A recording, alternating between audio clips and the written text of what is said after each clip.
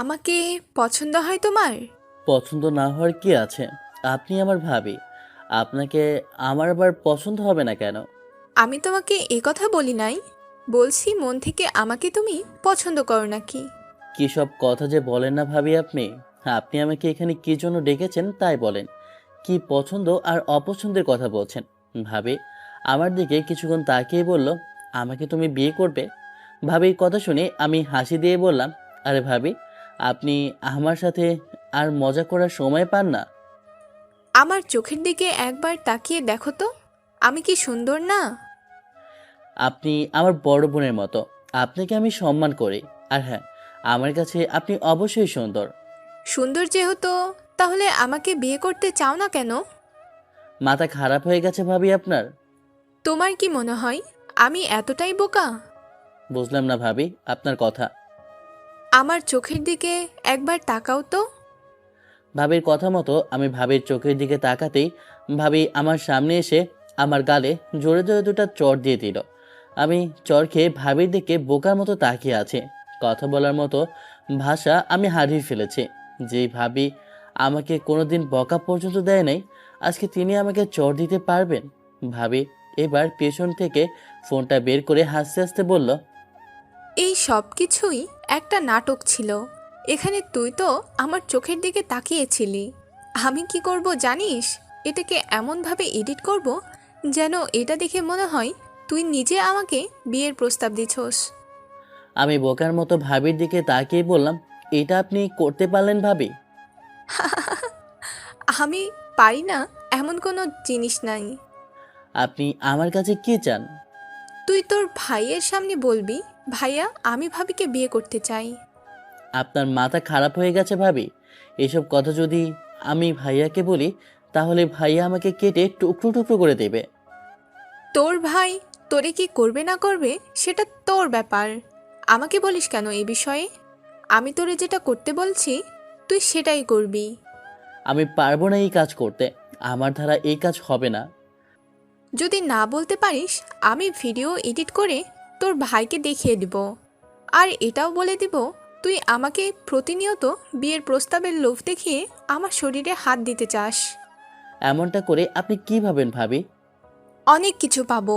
তুই যদি এ বাসা থেকে চলে যাস, আমি অনেক খুশি হব। সারাদিন তো বাসায় বসে বসে গেম খেলিস, আর এদিকে আমার হাজবেন্ড সারাদিন অফিস করে। আমার হাজবেন্ড কাজ করবে আর তুই বসে বসে খাবি? এটা তো হতে পারে না। তুই এখন তোর রাস্তা দেখ। আমি এবার মাথা নিচু করে বললাম, ঠিক আছে ভাবি, আমি চলে যাব। আপনাকে কিছু আর করতে হবে না। ভাইয়াও জানবে না যে আমি চলে গেছি। তাও এসব বলবেন না প্লিজ ভাবি। তুই কি আমাকে বোকা পেলি? তুই বললি আর আমি বিশ্বাস করে নিব? এখন যদিও তুই পালিয়ে যাস, দুদিন পর তোর ভাই তোরে দেখে আবারও ফিরিয়ে আনবে না, এর গ্যারান্টি কি? ভাই বলে কথা। কিন্তু তুই কি চাস আমি তোর সাথে আরো জঘন্য কিছু করি, যার কারণে তোর ভাই তোরে নিজ হাতে মেরেও ফেলতে পারে? এজন্য আমি যা বললাম তুই তাই কর। জানেন ভাবি, এই পৃথিবীতে আমার এই বড় ভাই ছাড়া কেউ নাই। গ্রামের বাড়ি রেখে এখানে ভাইয়ের কাছে পড়ে আছি। আর আমি তো নিজের টাকাই চলি। আমি নিজে কোচিং পড়াই, আর সেই টাকা দিয়ে চলি। রুমে থাকার টাকাও আমিই দিই। আপনাদের তো আমি কোনো প্রকার বিরক্ত করি না। আর জানেন ভাবি, বিশেষ করে আপনাকে আমি বড় বোনের মতো দেখি। আর আপনি যে আমার সাথে এমন কিছু করবেন আমি বুঝতে পারি নাই। মা বাবা মারা যাওয়ার পর আমার এই বড় ভাই ছাড়া কেউ নেই। ওর কাছে আমাকে খারাপ বানাতে চান? এটা করবেন না ভাবি প্লিজ। এছাড়া আমাকে যে কোনো প্রকার শাস্তি দেন, আমি মেনে নিব। তাও এটা করতে বলবেন না। তোর এসব নীতিবান কথা আমার সামনে বলবি না। আমি এসব কথা শুনি না। আজকে রাতে তোর ভাই বাসায় আসলেই এই কথা বলবি। চিন্তা করবি না, তোরে একবারও মারবে না। আমি আছি না। এখন যা, দেখ যদি টেবিলে কিছু খাবার রাখা থাকে তাহলে সেগুলো খেয়ে নিস, নইলে বাহির থেকে খাবার আনিয়ে খেয়ে নিবি। এই কথা বলেই ভাবি চলে গেলেন। আমি ধপ করে বিছানার উপর বসে গেলাম।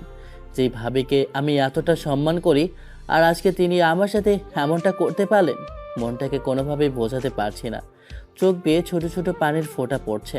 এই পৃথিবীতে গরিবের কোনো দাম নেই। ছোট থাকতে শুনেছি বাবা নিজে আত্মহত্যা করেছে, আর আম্মু ও আম্মু কয়েকদিন পরে উপরে চলে গেল।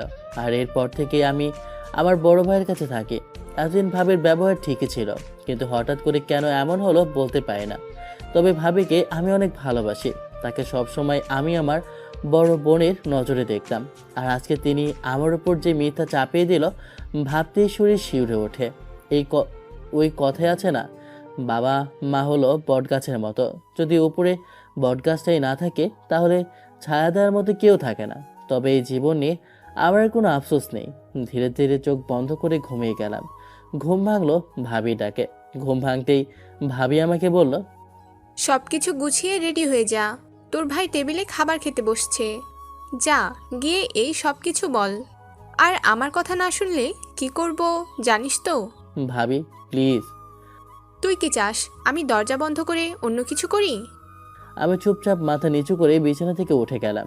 ভাবিকে এখন আমি যত কিছু বলি না কেন তিনি বুঝবেন না।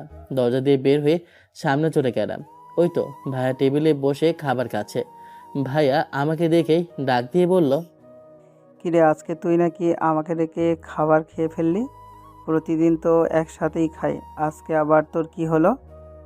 আমি পেছন ফিরে ভাবির দিকে তাকালাম। ভাবি ছোট করে একটা হাসি দিল। আমি এখন সব কিছু বুঝে গেছি। ভাবি হয়তো ভাইকে মিথ্যা কথা বলেছে। আমি চুপচাপ গিয়ে ভাইয়ার পাশের চেয়ারে বসলাম। ভাইয়া আমার দিকে তাকিয়ে বলল, কিরে, তোর মুখটা এমন শুকনো শুকনো লাগছে কেন? মনে হচ্ছে তো এখনো কিছু খাস নাই। ভাইয়ার কথা শুনে আমি হাসি দিয়ে বললাম, আরে ভাইয়া খেয়েছি, তোর সাথে আমার কিছু কথা ছিল ভাইয়া। হ হ, বল কি বলবি? আমি আরেকবার পিছন ফিরে ভাবির দিকে তাকালাম। ভাবি আমাকে মোবাইলটা দেখে ইশারা করে বলল, সব কিছু তাড়াতাড়ি বলে দে, নইলে আমি ফোনে সব কিছু দেখিয়ে দিব। আর তুই তো জানিস আমি কি কি করতে পারি। আজকে আর বাঁচার মতো রাস্তা নেই। আমি ভাইয়াকে অনেক ভালোবাসি। তবে ভাইয়া এই কথা শোনার পর আমাকে হয়তো জীবিত রাখবে না। তবে সম্মান যাওয়ার আগে যদি এটা বলি তাও ভালো। এখন যদি ভাইকে কিছু না বলি তাহলে ভাবিকে যে আমি গায়ে হাত দিয়েছি এটা ভাবি শিওর বলে দেবে। মিথ্যা কথা বলতে ভাবি খুব পারে। তবে আমার ভাইয়া মারাত্মক রাগী মানুষ। কিরে লাদেন, তুই কি বলবি বল তাড়াতাড়ি। আমি এবার ভয়ে ভয়ে বলে দিলাম, ভাইয়া আমি ভাবিকে বিয়ে করতে চাই। ভাইয়া খাবার রেখে আমার দিকে বড় বড় চোখে একবার তাকিয়ে মুখটা গম্ভীর করে বলল, যেটা আমার পছন্দ হয় না তেমন কিছু আর পরে বলবিও না। এমন মজা আমি পছন্দ করি না। আমি এখন কি বলবো ভাবতে পারছি না। ভাবি আমার সামনে এসে ফোনটা আমার সামনে রেখে ভাইয়াকে বলল, তোমাকে কিছু ভিডিও দেখানোর আছে আমার। ভাবি কিছু বলার আগেই আমি দাঁড়িয়ে বলে দিলাম, সত্যি ভাইয়া, ভাবিকে আমি অনেক পছন্দ করে ফেলেছি। আর আমি সিরিয়াস হয়ে বলছি, ভাবিকে আমি বিয়ে করতে চাই। এতদিন তোর ভয়ে কিছু বলি নাই, কিন্তু আজকে তোরে সব কিছু বলে দিলাম। আমি এমনভাবে এই কথাগুলো বলেছি যেন ভাইয়া বিশ্বাস করে। ভাইয়া আমার কথা শুনে দাঁড়িয়ে নিচ থেকে চেয়ার নিয়ে আমার মাথায় বরাবর বসিয়ে দিল। ভাবি তাড়াতাড়ি ভাইয়াকে জড়িয়ে ধরে বলল, কি করছো তুমি? ও ছোট মানুষ, এখনো এত কিছু বোঝে না। দুধ কলা দিয়ে আমি নিজের কাল সাপ পুষেছি, যে আমায় খেয়ে আমার সব কিছু পড়ে আমার বউয়ের দিকে নজর দেয়। আজকের পর থেকে তোরে আমি আর এই বাসায় দেখতে চাই না। ভাবছিলাম বাবা মা কেউ নাই, তোরে এখানেই রাখি, কিন্তু তুই, আজকের পর থেকে তোরে যেন আমি এই বাসায় আর না দেখি। তুই যেখানে ইচ্ছে সেখানে চলে যা আমার সামন থেকে। আমাদের ছাড়া ওর কে আছে? কোথায় যাবে বেচারা? ভাইয়া এবার ভাবিকে নিয়ে আমার বুকে লাথি মেরে বলল, তোরে এখন থেকে যেতে বলছি না। আমি মাটি থেকে উঠে রুমে চলে গেলাম। কপাল থেকে রক্ত নিচে গড়িয়ে পড়ছে। মনে হচ্ছে মাথার অনেকটাই জায়গা ফেটে গেছে। বিছানার ওপর থেকে ব্যাগটা কাঁধে নিয়ে রুম থেকে বের হলাম। সব কিছু আগেই রেডি করে রাখা ছিল। ভাবি ভাইয়াকে কি কি বলে বোঝাচ্ছে দেখা যাচ্ছে। তবে ভাবি যে এত নাটক করতে পারে আজকে তাকে না দেখলে বিশ্বাসই হতো না। আমি দরজার কাছে যেতেই ভাবি আমাকে ডাক দিয়ে বলল, লাদেন একটু দাঁড়াও। আমি দাঁড়িয়ে ভাবিকে বললাম, আর কি নাটক করতে আপনার বাকি আছে? যদি থাকে তাহলে বলেন, আমি সেটাও করে দেব। ভাবি আমার কাছে কিছু টাকা দিয়ে বলল, এগুলো রাখ, আর আমাদের বাসায় কখনো আসবি না। এখন থেকে শান্তিতে থাকতে পারবো আমি। এবার ভাবি একটু জোরে ভাইয়াকে শুনিয়ে বলল, লাদেন তোমার ভাইয়া রাগে এসব করেছে, কিছুদিন ওর রাগটা একটু কমুক, তারপর আবার চলে আসবে, ঠিক আছে? এই কথা বলে ভাবি আমাকে দরজা থেকে ধাক্কা মেরে বের করে দরজাটা বন্ধ করে দিল। আজকে কেন জানি আত্মহত্যা করতে ইচ্ছে করছে, বলতে পারি না এমনটা কেন করতে ইচ্ছে করছে।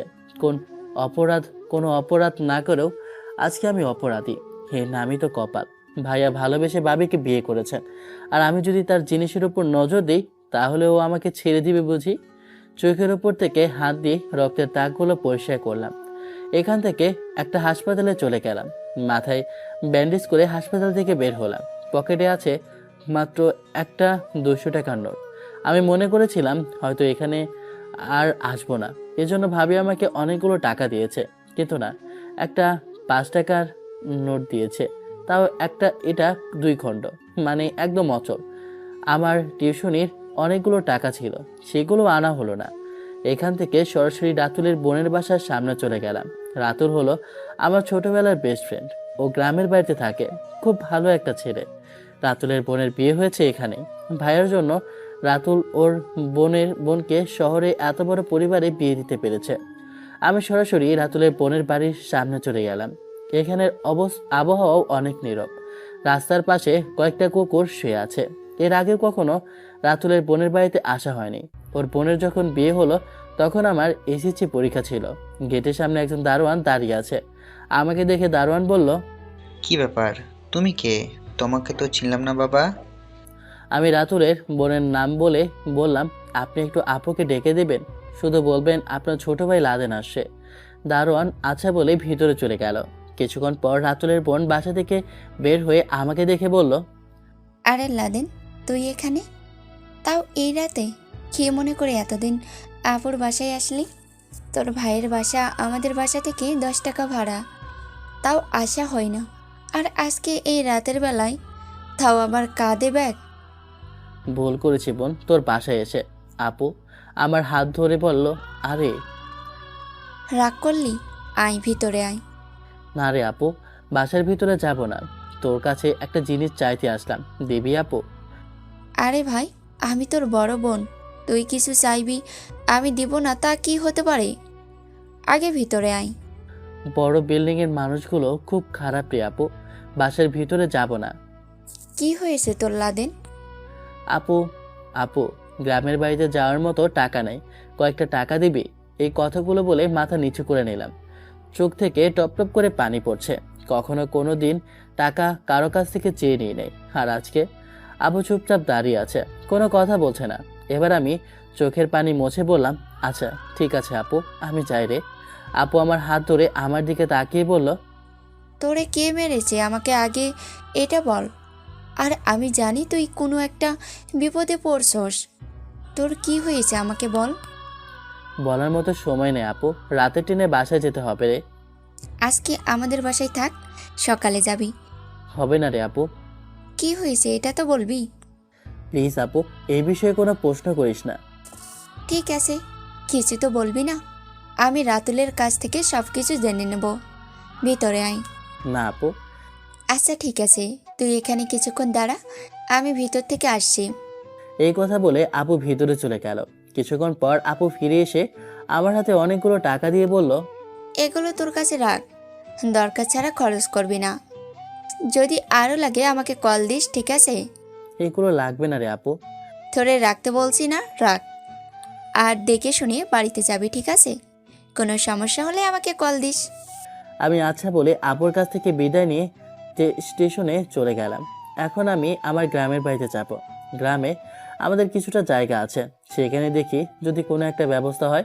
ট্রেন আসতেই ট্রেনে উঠে গেলাম। হালকা চোখটা লাগতেই ঘুমিয়ে গেলাম।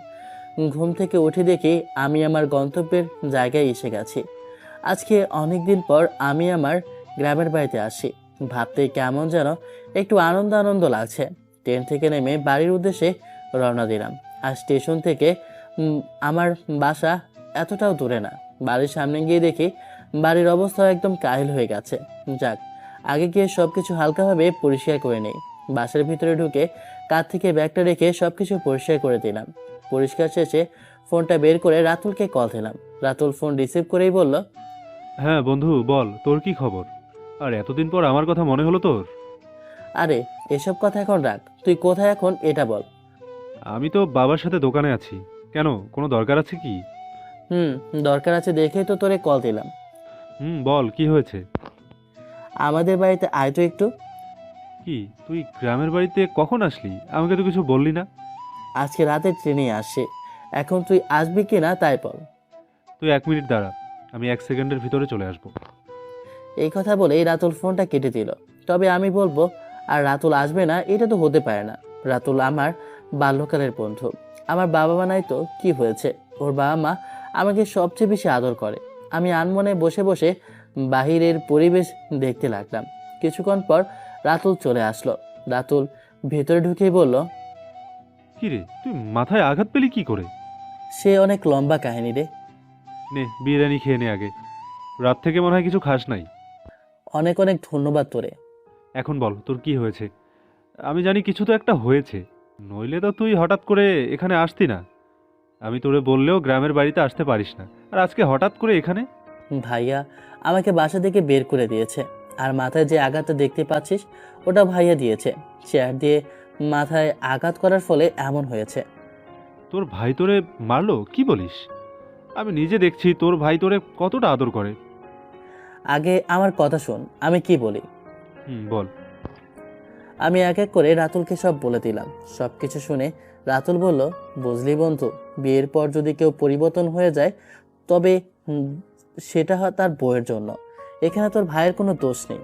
উদাহরণস্বরূপ যদি আমার বউকে নিয়ে কেউ কিছু বলে আমি কি ছেড়ে দিব? থাক, বাদ দে এসব। ভাই ভাই আজকে আছে কালকে থাকবে না। সবাই নিজের স্বার্থ খোঁজে। তবে আপুর কাছ থেকে যদি টাকা না নিতাম তাহলে আসতেই পারতাম না। তোরে এখন আমার মারতে ইচ্ছে করছে, তুই আমাকে কল দিবি না। বুঝলে বাবা, এই দুনিয়ার সবাই সবার সংসার নিয়ে চিন্তিত। তোমাকে তোমার ভাবি আগেই বিদায় করে দিয়েছে, ভালো হয়েছে, নইলে দুদিন পর এমনিই বিদায় হতে হতো। তবে আফসোস করো না, তুমিও এখন তোমার নিজ পায়ে দাঁড়াও। সামনে তাকিয়ে দেখে আমাদের গ্রামের মজিদ চাচা এই কথাগুলো বলল। হয়তো তিনি এতক্ষণ এখানে দাঁড়িয়ে এসব কথাগুলো শুনেছে। আমি এবার হাসি দিয়ে বললাম, আরে তেমন কিছু না মজিদ কাকা, আমার চিন্তা তো আমাকেই করতে হবে। আমার ভাই তো আমাকে সারা জীবন বসিয়ে খাওয়াবে না। বাবা, এই কথাটাও ঠিক বললে। চাচা আপনি হঠাৎ আজকে আমার এই গরিব মানুষের বাসায় কি মনে করে? আসছি একটা দরকারে, আর এসেও তোমাকে পেয়ে গেলাম। আমি কি এখন ভিতরে আসতে পারি? আমি দাঁড়িয়ে বললাম, আরে চাচা কি যে বলেন না আপনি, আসেন ভেতরে। চাচা ভেতরে আসলো। মজিদ চাচা আমাকে পাশে বসিয়ে বলল, বাবা, তোমাকে আমি এখন কিছু কথা বলবো। তোমার তো মা বাবা কেউ নেই, এখানে রাতুল আছে। তুমি আর রাতুল দুইজন মিলে পরামর্শ করো, তুমি তোমার সিদ্ধান্ত জানাবে, ঠিক আছে? চাচা কি এমন কথা বলবেন যে আমাদের সিদ্ধান্ত করে আপনাকে জানাতে হবে? যদি জরুরি কোনো কথা হয়ে থাকে বলতে থাকেন, শুনি। দেখো বাবা, আমি সরাসরি কথা বলতে পছন্দ করি। তুমি তো জানো আমার একটা মেয়ে আছে। চাচা জানি। আপনার মেয়ে তো এবার আমাদের গ্রামে সবচেয়ে ভালো রেজাল্ট করেছে। শুনেছি সবচেয়ে বেশি নম্বর পেয়েছে, পেয়ে নাকি ভোর থেকে উপহারও পেয়েছে। বাবা, যেটা শুনছো সব সত্যি কথা। আর ও মেডিকেলে চান্স পেয়েছে। এটা তো আনন্দের বিষয় চাচা, আমাদের মিষ্টি কই? বাবা শোনো, আগে আমি কি বলি। বলেন। আমি আমার মেয়ের পড়াশোনার খরচ চালাতে পারবো না। আর আমি এটাও জানি তোমার কোনো পরিবার নেই। তাই আমি তোমাকে বলছি, তুমি আমার মেয়েকে বিয়ে করে আমাদের সাথেই থাকো, একটা পরিবার পেয়ে যাবে। কি বলেন চাচা আপনি? মাথা খারাপ হয়ে গেছে আপনার? আপনার মেয়ের মেধা ভালো, ভালো করে পড়াশোনা করালে ভালো কোনো চাকরি পাবে। বিয়ে দিয়ে ওর জীবনটা ধ্বংস করতে চান, তাও আবার আমার কাছে? বাবা, আমার খুব ইচ্ছা ওকে প্রতিষ্ঠিত হতে দেখা। আমি আমার মেয়েকে তোমার কাছে বিয়ে দিতে চাই। আর বিয়ের পর তুমি তোমার বউয়ের খরচ পোষণ করবে। আমি যতটুকু সম্ভব তোমাকে সাহায্য করব। আমার কিছু বলার আগেই রাতুল বলে দিল, আপনি আপনার স্বার্থের জন্য আমার বন্ধুকে ব্যবহার করতে চান। বাবা, এখানে ব্যবহার করার কি আছে? ও যদি আমার মেয়েকে বিয়ে করে, মনে করো পরে ও কোনো বড় ধরনের চাকরি পেল, ও কি পরে আমাকে সব কিছু দিয়ে দিবে? তোমার বউ তো তোমার কাছেই থাকবে। প্লিজ বাবা, না করো না। তাছাড়া তোমার এখানে একা একা থাকলে ভালো লাগবে বুঝি? আমাদের সাথে চলো। আমার মেয়েকে বিয়ের পর যদি আমরা তোমার সাথে খারাপ ব্যবহার করি, তাহলে সাথে সাথে তুমি আমার মেয়েকে নিয়ে চলে আসবে। আর একটা কথা, এখন যদিও বিয়ে করবে, তবে আমার মেয়ে যতদিন পর্যন্ত প্রতিষ্ঠিত না হবে ততদিন পর্যন্ত তুমি ওর কাছে যেতে পারবে না। এভাবে কথা বলতে পারবে ঠিক আছে, তবে ওর কাছে যেতে পারবে না। দেখো, আমি তোমার ভালোর জন্যই বলছি। এখন হয়তো ওকে কষ্ট করে এত দূর পর্যন্ত নিয়ে যাবে, তারপর ওর চাকরি হলে তোমার কষ্ট করতে হবে না। এখন মতামত তোমার, তবে আমাকে তুমি নিরাশ করবে না এটা জানি। আমি এখন চলে যাচ্ছি। আমরা বিকেলে কাজিনি অপেক্ষা করব তোমার জন্য। আশা করি সময় মতো চলে আসবে। এখন আমি উঠি কেমন? আর সব কিছু নিয়ে কিন্তু একেবারে চলে যাবে। এই কথা বলেই মজিদ চাচা চলে গেলেন। আমি রাতুলের দিকে তাকিয়ে বললাম, কি রে, এসব কি বলে গেলাম মজিদ চাচা? চাচা যা বলল আমি যতটুকু বুঝলাম, একটা মেয়ের জন্য তার বাবা সব কিছু কোরবানি করে দিতে পারে। ওনার মেয়ে যদিও মেডিকেলে চান্স পেয়েছে, কিন্তু মেডিকেলে পড়াতে গেলে খরচ অনেক, জানিস তো। আর উনি এজন্য তোর কাছে আসছেন। আমি মনে করি ভালোই হবে, তুই বিয়ে করে তোর বউকে পড়াবি। পরে তো সব কিছু তোরই থাকবে। তোর বউ যদি ডাক্তার হয়, সেই সব কিছু তো তোরই হয়ে থাকবে। আর একা একা আর কতদিন চলবি বল? জীবনে চলতে গেলে কোনো একজন সঙ্গী দরকার পড়ে, জানিস তো। তাই বলে ঘর জামাই হয়ে থাকবো? এখানে ঘর জামাইয়ের কি হলো বল? মানুষ কি বলবে না বলবে ওটা ওদের বিষয়। বড় কথা হলো তুই কিভাবে চলবি, এটা তোর বিষয়। আমি মনে করি ভালোই হবে। মেয়েটা খুব ভদ্র। আমি ওকে যতদিন দেখেছি, মেয়েটা বোরখা পরে খুব সুন্দর করে পর্দা করতো। তোর জন্য ভালোই হবে। আগে কিছু কষ্ট কর, পরে ভালো কিছু পাবি। তাহলে কি বিয়ে করেই নেব? আমিও তো এটাই বলছি। কিন্তু চাচা বলবো কি শুনিস নাই? বিয়ে তো করতে পারবো ঠিকই, তবে আমি আমার বউয়ের কাছে যেতে পারবো না। এটা কি হতে পারে? আছে বেটা, এটা তো আরো বেশি ভালো। তুই বিয়ে করে তোর বউয়ের সাথে প্রেম করবি, মনে করবি ওকে বিয়ে করিস নাই, ও তোর গার্লফ্রেন্ড। পরে সব ভালোবাসা একদিন দিয়ে দিবি। এই কথা বলে রাতুল হু হু করে হাসতে লাগলো। রাতুল, মজা বাদ দে, এখন বল কোনটা করলে আমার জন্য সবচেয়ে বেশি ভালো হবে? বিয়ে করে নে, পরে সবকিছু ধীরে ধীরে ঠিক করে নিবি। মানলাম বিয়ে করব, কিন্তু আমার একটা ভবিষ্যৎ আছে না? সব টাকা আমি ওর পিছনে খরচ করব, পরে যদি... তুই জানিস ওই মেয়েটা কতটা ভালো। আজ পর্যন্ত আমি ওকে কোনো ছেলের সাথে কথা বলতে দেখি নাই। তোর ভালোর জন্যই বলছি। আচ্ছা যা, বিয়ে করব, যা আছে কপালে। তাহলে আমি মজিদ চাচাকে ফোন করে বলছি বিকালে আমরা যাব। আচ্ছা ঠিক আছে। তাহলে আমি গেলাম, এখন তুই ঘুমা, বিকেলে আমি চলে আসবো। এই বলে রাতুল চলে গেল।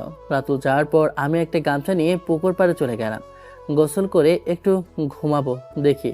পুকুরে নেমে একটা ডুব দিয়ে উপরে উঠতে দেখি একটা মেয়ে মাথায় ওড়না পেঁচিয়ে এইদিকে আসে। মেয়েটাকে দূর থেকে দেখে চেনা যাচ্ছে না।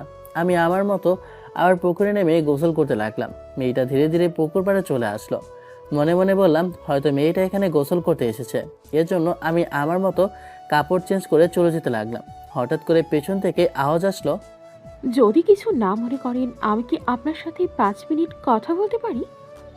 আমি পেছন ফিরে মেয়েটার দিকে তাকালাম। মেয়েটা দেখতে একদম মারাত্মক সুন্দরী। মেয়েটার চেহারার প্রশংসা করতে হয়, তবে আমার ছোট থেকে একটা ইচ্ছে ছিল এইরকম কোনো সুন্দরী মেয়েকে বিয়ে করা। তবে যার কোনো বাবা মা নাই, তার কাছে আবার কে মেয়ে বিয়ে দেবে? আর বাকি রইল সুন্দর চেহারা, হাসি পায়। মেয়েটা এবার বলল, আপনি লাদেন ভাইয়া না? আমি মেয়েটার কথা শুনে বোকা হয়ে গেলাম। এই মেয়ে আমাকে কিভাবে চেনে? কি হলো ভাইয়া, কি চিন্তা করেন? না কিছু না, কিন্তু তুমি আমাকে কিভাবে চেনো? জি, আমার বাবার নাম মজিদ মিয়া। এইবার আমি বুঝতে পারলাম আমার বিয়ে এই মেয়ের সাথে হবে। মনে মনে বললাম, তাহলে সত্যি আমি এতটাও ভাগ্যবান। আর আমার স্বপ্ন পূরণ হতে চলেছে। আমি ভাবতেও পারি নাই আমার কপালে এত সুন্দরী মেয়ে থাকবে। আবার ওনাকে মেডিকেলে চান্সও পেয়েছে। ওর জন্য তো যে কোনো ছেলে যান বাজি ধরতেও মন বাধা দিবে না। যাক, এসব চিন্তা করে লাভ নেই। আমি এবার মেয়েটার দিকে তাকিয়ে বললাম, ও তুমি মজিদ চাচার মেয়ে, এখন চিনলাম। আজকে বিকালে কি আপনার সাথে আমার বিয়ে হবার কথা আছে? জি হয়তো, মজিদ চাচা এমন কিছু বলল। তবে আমার বাবা মা নাই, আবার আপনাকেও বিয়ে করছি। যদি আপনার কোনো মত থাকে বলতে পারেন, আমি মজিদ চাচাকে বলবো। তবে কাউকে পছন্দ থাকলে বলেন, আমি বিয়েটা ভেঙে দেব। না না, আমার কাউকে পছন্দ নাই। আমার বাবার একটাই ইচ্ছে আমাকে প্রতিষ্ঠিত করা। তবে বাবা আপনাকে কি বলেছে জানি না। আপনি আমার জন্য কষ্ট করবেন কেন? বাবাকে বলবেন বিয়ের পর আমি আমার বউকে নিয়ে সংসার করব। পড়ালেখা করাতে পারবো না। আমি নিজেই চলতে পারি না, আবার আমার বউকে পড়ালেখা কেন করাবো? সত্যি রাতুল ঠিক কথাই বলল, মেয়েটা মারাত্মক লেভেলে ভালো। যদি এই মেয়েকে আমি বিয়ে করি, আমার জীবন পরিবর্তন হয়ে যাবে। আর আমার কারণে যদি আমার বউ কিছু করতে পারে, তাহলে আমি সেটাই করব। বউ তো আমার, যদি কিছু করে সেটা তো আমারই থাকবে। আপনি কি কোনো কিছু নিয়ে চিন্তা করছেন? শোনো, আমার বাবা মা কেউ নেই, আমি একা। যার কাছে একটু মাথা গোজার মতো ঠাঁই ছিল, সেও বিদায় করে দিয়েছে। যদি আমার কারণে আমার বউ কিছু করতে পারে, আমি সেটাও করব। বউ তো আমার, যদি বড় কোনো চাকরি করে আমারই তো থাকবে, কেউ তো আর নিয়ে যাবে না। সত্যি আপনি খুব ভালো। এখন আমি সত্যি বাবাকে ধন্যবাদ দিই যে বাবা আমার জন্য ভালোই একটা ছেলে পছন্দ করেছে। আপনার নামটাই তো জানা হলো না। জি, আমার নাম রিয়া আক্তার। নামটা খুব সুন্দর। এই নামটা আমার ফেভারিট, জানেন। তবে এই নামের কেউ যে আমার বউ হবে, আমি ভাবতেও পারি না। আমি এখানে পালিয়ে এসেছি আপনার সাথে কথা বলতে। দেরি হলে বাবা বকা দেবে। কিছু যদি মনে না করেন, আমি কি যেতে পারি? আচ্ছা ঠিক আছে, যান, বিকেলে দেখা হবে। হুম। আর এভাবে খোলামেলা জায়গায় গোসল করবেন না, ঠিক আছে? কারণ নজর লেগে যাবে। এই কথা বলে রিয়া হাসি দিয়ে চলে গেল। ইস, ও তো হাসি দিয়ে যায় নাই, আমার হৃদয় নিয়ে চলে গেছে। ওর হাসি খুব সুন্দর। ওর চেহারা দেখে যতটা না ভালো লাগছে, তার থেকে ওর মায়াবী হাসিটা আমার কাছে আরো বেশি ভালো লাগছে। আর মনে একটা মুচকি হাসি দিয়ে বললাম, সত্যি উপরওয়ালা আমার জন্য ভালো কিছুই রেখেছে, নইলে আমার কপালে এত সুন্দরী মেয়ে কোথা থেকে আসবে। বাসায় গিয়ে রেডি হতে গেলাম। আমার এখন আর ঘুম ধরছে না। কখন রিয়াদের বাড়িতে যাব তাই চিন্তা করছি। মনটা যেন ছটফট ছটফট করছে। কিছুক্ষণের মাথায় মেয়েটা আমাকে এতটা প্রেমে ফেলে গেল। আহা, ওকে তো আমার বারবার দেখতে ইচ্ছা করছে। দেখতে দেখতে বিকাল হয়ে গেল। এই তো রাতুল চলে আসলো। রাতুল এসেই বলল, কি রে, তুই তো দেখি রেডি হয়ে বসে আছিস। আমি ব্যাগটা কাঁধে নিয়ে বললাম, চল রাস্তায় যেতে যেতে কথা বলি। রাতুল আমার অবস্থা দেখে বলল, তোর এত অস্থির অস্থির লাগছে কেন রে? রিয়ার সাথে দেখা হয়েছিল। এই রিয়াটা আবার কি? যার সাথে আমার বিয়ে হবে সে। ওরে বাটপার, এজন্যই তো বলি ছেলে আমার রেডি হয়ে বসে আছে কেন। সত্যি করে বলতো মামা, তোর খুব পছন্দ হয়েছে তাই না? রে, সত্যি খুব পছন্দ হয়েছে। মেয়েটা মারাত্মক লেভেলের ভালো। শুধু কি পছন্দ হয়েছে নাকি আরো অন্য কিছু? সামথিং সামথিং কিছু নাই? দিব একটা তরে। হঠাৎ দেখি ফোনটা বাজতে লাগলো। ফোনটা হাতে নিয়ে রিসিভ করে বললাম, হ্যালো, কে? লাদেন, আমি তোমার ভাবি। এখন আপনার আবার আমার কাছে কি চাই? তোর কাছে কি চাইবো আবার? ভাবলাম রাস্তার কোন পাশে পড়ে আছো, তাই খবর নেই। ছেলের পকেটে তো টাকা পয়সা কিছুই নেই। রাতুল আমার হাত থেকে ফোনটা নিয়ে বলল, ভাবি, আপনাকে খুব ভালো মনে করতাম, কিন্তু আপনি আমার বন্ধুর সাথে যা করলেন এর হিসাব একদিন পাবেন। আর মন চাইতেছে তোরে কি করতে জানিস? ইংরেজি নিম্নমানের গালির ভাষা আছে না, ওগুলোতেই গালি দিতে। শুধু পরিবেশ নষ্ট হবে বলে কিছু বললাম না। আমি রাতুলের কাছ থেকে ফোনটা নিয়ে কেটে দিলাম। বললাম বাদ দে না, কুকুরে যদি কামড় দিতে আসে তুই কি তাকে কামড় দিবি? আচ্ছা বাদ দিলাম, এই বিষয় নিয়ে তুই আর মন খারাপ করিস না। আমি রাতুল যতদিন পর্যন্ত আছি তোর ততদিন পর্যন্ত কিছুই হবে না। তুই আমার বেস্ট ফ্রেন্ড না? আমি একটা হাসি দিয়ে বললাম, এজন্য তো আমি তোরে সব কিছু বলি। রিয়াদের বাড়ির সামনে গিয়ে দেখি মজিদ চাচা দরজার সামনে দাঁড়িয়ে আছে। আমাদের দেখে তিনি আমাদের দিকে এগিয়ে আসলেন। তিনি এসেই আমার কাঁধ থেকে ব্যাগটা নিয়ে বলল, আরে না চাচা, সমস্যা নেই, আমি নিতে পারবো। মজিদ চাচা সহ আমরা বাড়ির ভেতরে ঢুকে গেলাম। হঠাৎ করে রাতুল আমাকে ইশারা দিয়ে দেখে বলল, পেছনে তাকিয়ে দেখতো লাদেন একটু। রাতুলের কথা মতো পিছনে তাকিয়ে দেখি একটা মাইকও দাঁড় করানো আছে।